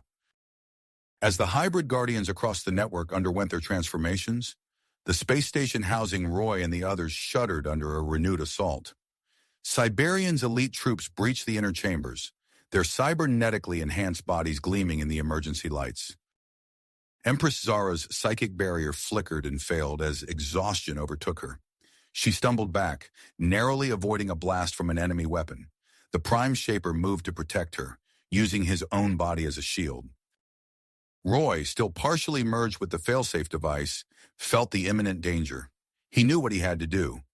With a final, determined thought, he initiated full reintegration with the system. "Roy, no!" Empress Zara cried out, but it was too late. Roy's physical form dissolved into pure energy, merging with the station's systems. His consciousness expanded exponentially, flooding the entire network. In an instant, he was everywhere and nowhere. His mind spread across every terraformed world. As Cyberian himself stepped into the chamber, energy soared, humming ominously. Roy's disembodied voice echoed through the station's speakers. "You've made a grave mistake, Cyberian," Roy's voice reverberated, tinged with an otherworldly quality. "These worlds are under our protection." Across the network, Roy's influence manifested in spectacular displays of power. On Nexus Prime, massive crystalline constructs rose from the ground, forming colossal humanoid shapes. Cora, her eyes glowing with shared power, directed these behemoths against the enemy ships in orbit. "For Nexus Prime," Cora shouted, her voice carrying across the battlefield as crystal giants swatted enemy vessels from the sky. On Aqua 7, Dr. Reyes stood atop a terraforming tower, her arms raised. The planet's oceans responded to her call, forming enormous tentacles of water that reached into the atmosphere. Enemy ships caught in their grasp were dragged down into the depths, their hulls crushed by the immense pressure. Frigis 3 underwent a dramatic transformation as Commander Lyra Zen watched in awe. The icy surface cracked and shifted, giving birth to massive golems of ice and rock. These colossal figures lumbered across the frozen landscape, each step sending shockwaves that toppled enemy positions. Verdant 9 pulsed with vibrant energy as its flora evolved at an unprecedented rate. Trees grew to impossible heights, their branches weaving together to form a living canopy that trapped enemy ships. Thoros, now more plant than human, directed tendrils of vegetation to ensnare and crush the invaders' equipment. Back on the station, Cyberian's confident sneer faltered as he witnessed the coordinated counterattack through the command center screens. He turned to flee, but found his path blocked by a wall of shimmering energy. "This ends now," Roy's voice echoed, filled with the combined persistence of every hybrid guardian in the network. The Prime Shaper, seizing the moment, activated the final protocol on the failsafe device. A blinding surge of energy erupted from the device, engulfing Cyberian and his remaining troops. Their cybernetic enhancements sputtered and failed, and they collapsed to the ground unconscious. As the last of the enemy forces were neutralized or retreated, a collective sigh of relief echoed across the terraformed worlds. The hybrid guardians, their bodies forever changed, began the process of securing their planets and assessing the damage. But the victory came at a cost. Roy's consciousness, spread thin across the vast network, began to show signs of instability. His thoughts fragmented, jumping erratically from world to world. Cora, still linked to Roy through their deep connection, sensed his struggle. "Roy," she called out, her voice carrying across the network. "Focus on my voice. Stay with us." On Aqua 7, Dr. Reyes felt the disturbance in the network. "Something's wrong with Roy," she announced to her team. "We need to stabilize him." Thoros, his mind now attuned to the ebb and flow of information through the network, reached out with his thoughts. "Roy's consciousness is fragmenting," he reported. "If we don't act fast, we could lose him and the entire terraforming system." As the realization of Roy's sacrifice spread, the hybrid guardians faced a new crisis. Their worlds were safe, but the very fabric of the network that sustained them was at risk. Cora's voice rang out across the system, rallying her fellow guardians. "Everyone, listen," she commanded. "Roy saved us all, but now he needs our help. Focus your abilities, your connection to the network. We need to anchor his mind before it's too late." Across the terraformed worlds, hybrid guardians paused in their recovery efforts. They closed their eyes, concentrating on the tenuous thread of Roy's consciousness that ran through them all. As they focused their combined will, the network pulsed with renewed energy. But would it be enough to save Roy? The hybrid guardians raced against time, their newly transformed bodies pushing the limits of their abilities as they fought to preserve the mind of the one who had sacrificed everything to protect them.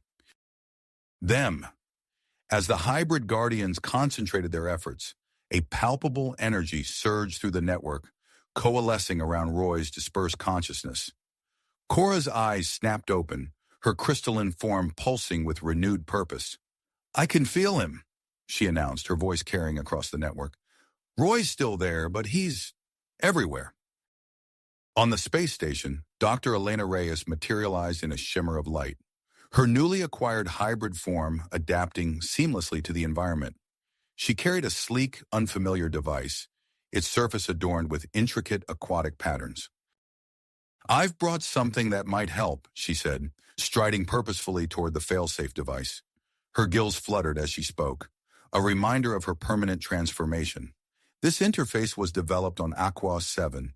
It's designed to communicate with the network on a fundamental level. As Dr. Reyes connected her equipment to the failsafe device, Cora's voice echoed through the station's communication systems. "Roy's consciousness isn't completely scattered," she reported. "I'm detecting concentrations, focal points across the network." The Prime Shaper nodded, his fingers dancing across holographic displays. "Confirmed. These nodes appear to correspond with locations of significance to Roy on each world." On Verdant 9, Thoros stood before the towering structures of the ancient architect complex. Vines and leaves rustled across his skin as he sensed a familiar presence. "I feel him here," Thoros communicated through the network. "It's like echoes of memories." Similar reports came in from other transformed worlds. On Fregus 3, ice formations grew into shapes that mimicked human neural pathways. Aqua 7's oceans surged with patterns that matched the rhythms of brainwaves. Back on the station, Dr. Reyes's eyes widened as data streamed across her screens. The failsafe device. "Roy's integration has changed it at a fundamental level," she announced. "It's as if the system has evolved, adapting to require a hybrid consciousness for optimal function." Empress Zara stepped forward, her luminous form flickering with perseverance. "Then we must provide one," she declared. "I can create a psychic construct, a temporary vessel to house Roy's consciousness while we recalibrate the system." The Prime Shaper turned to her, concern etched on his features. "Your Highness, the risks are necessary," Zara finished. "Prepare the chamber. We have no time to waste." As the station crew rushed to make preparations, a synchronized phenomenon swept across the transformed worlds. Massive crystalline structures erupted from the ground, their lattices forming patterns reminiscent of neural connections.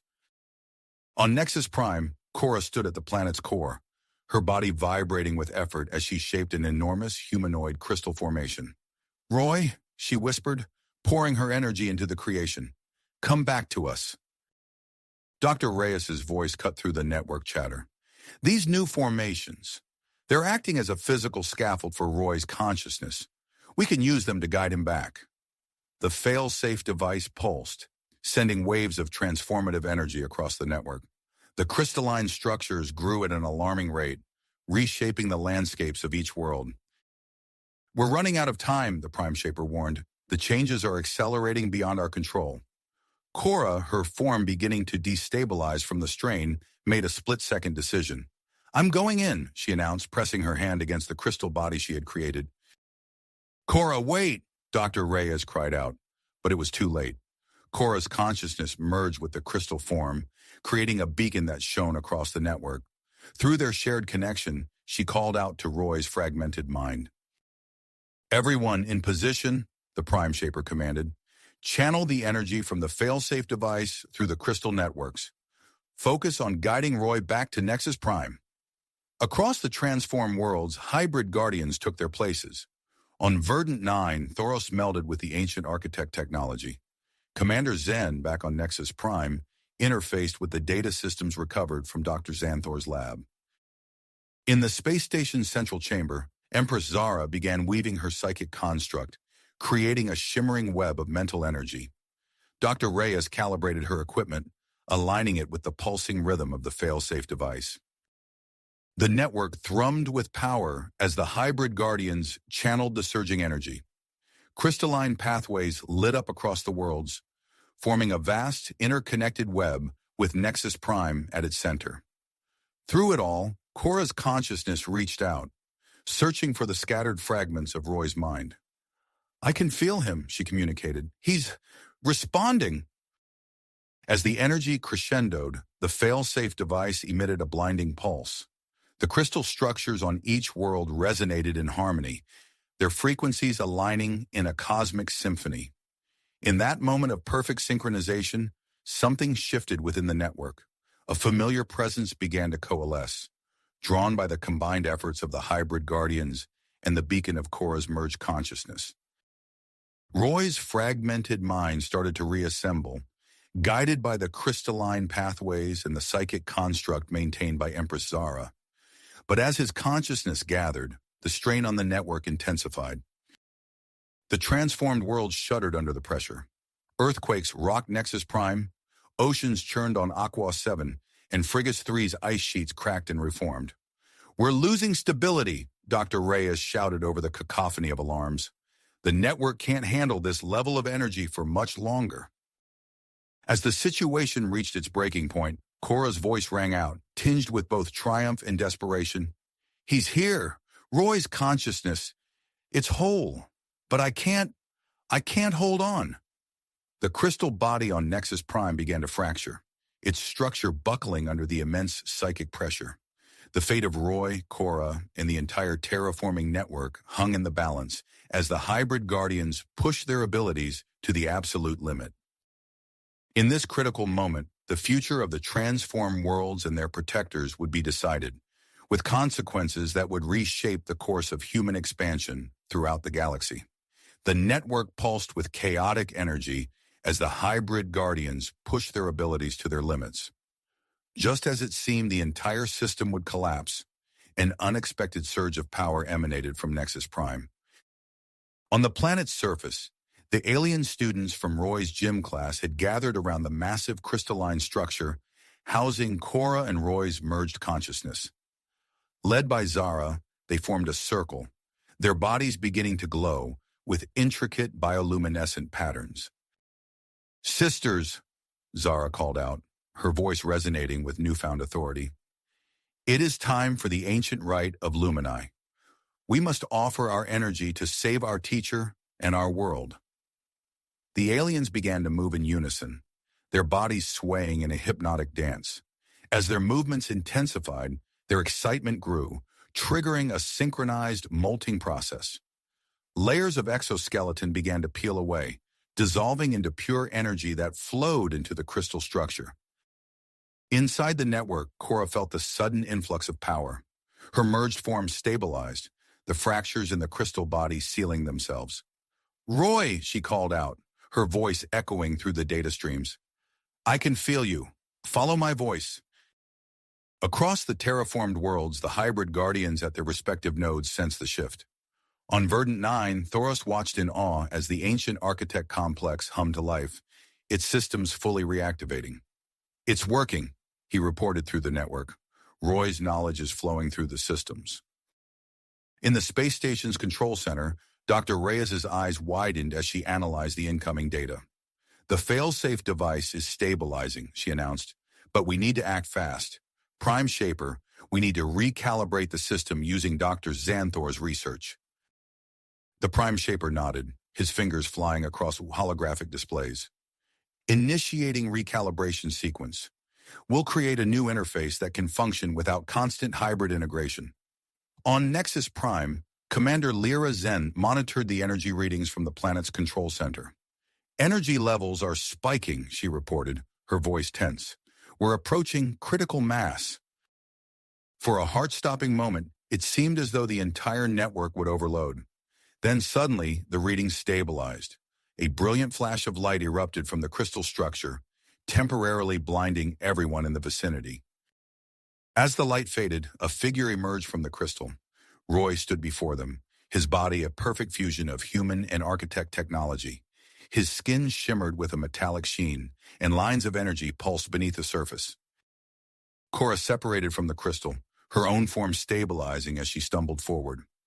Roy caught her in his arms, their eyes meeting in a moment of shared relief and understanding. "Welcome back," Cora whispered, her voice filled with emotion. Roy looked around, taking in the scene before him. The alien students stood in a circle, their bodies radiating with a new, intense bioluminescence. Their discarded exoskeletons lay scattered on the ground, rapidly disintegrating into pure energy. "You all did this?" Roy asked, his voice a mixture of awe and gratitude. Zara stepped forward, her new form more radiant than ever. "We couldn't let our favorite teacher disappear on us," she said with a smile. "Besides, you still owe us a rematch in Gravity Ball." Roy laughed, the sound filled with warmth and life. As he looked at his students, he realized the profound connection that had formed between them all, human, alien, and the very fabric of the terraformed worlds. Across the network, reports began flooding in from the other hybrid guardians. On Aqua 7, Dr. Reyes's team reported that the ocean's chaotic movements had calmed, settling into new, stable patterns. From Fregus 3, Commander Zen's subordinates announced that the ice formations had stopped their rapid growth, achieving a delicate balance with the planet's core temperature. In the space station's control center, the Prime Shaper let out a sigh of relief as the final calibrations took hold. "The network is stabilizing," he announced. "We've achieved a new equilibrium." Roy closed his eyes, feeling the pulse of the network flowing through him. He could sense every terraformed world, every hybrid guardian, all connected in a vast living system. With this new awareness came understanding of the incredible journey that had brought them to this point, and of the challenges and opportunities that lay ahead. Opening his eyes, Roy addressed the gathered crowd. "We've faced unimaginable trials," he began, his voice carrying across the assembled humans and aliens. "But through our unity, our willingness to adapt and change, we've not only survived, but thrived. This is just the beginning of our journey together." As Roy spoke, the crystal structure behind him pulsed with energy, sending waves of light across the surface of Nexus Prime. It was a new dawn for the terraformed worlds, a moment of balance achieved through sacrifice, cooperation, and the unbreakable bonds forged in the face of adversity. But even as they celebrated their victory, Roy knew that their work was far from finished. The defeated Siberian and his forces would need to be dealt with, the long-term stability of the network ensured, and the full potential of their new hybrid abilities explored. With Cora by his side and his transformed students gathered around him, Roy looked to the horizon, where the twin suns of Nexus Prime were rising. Whatever challenges lay ahead, they would face them together, as a united force of humans, aliens, and the living worlds they now called home. You have reached the end of the story. If you enjoyed this story and want to support us, please leave a like and subscribe to our channel, and for every comment that says 88, I will heart every single one of them. Thank you for your time.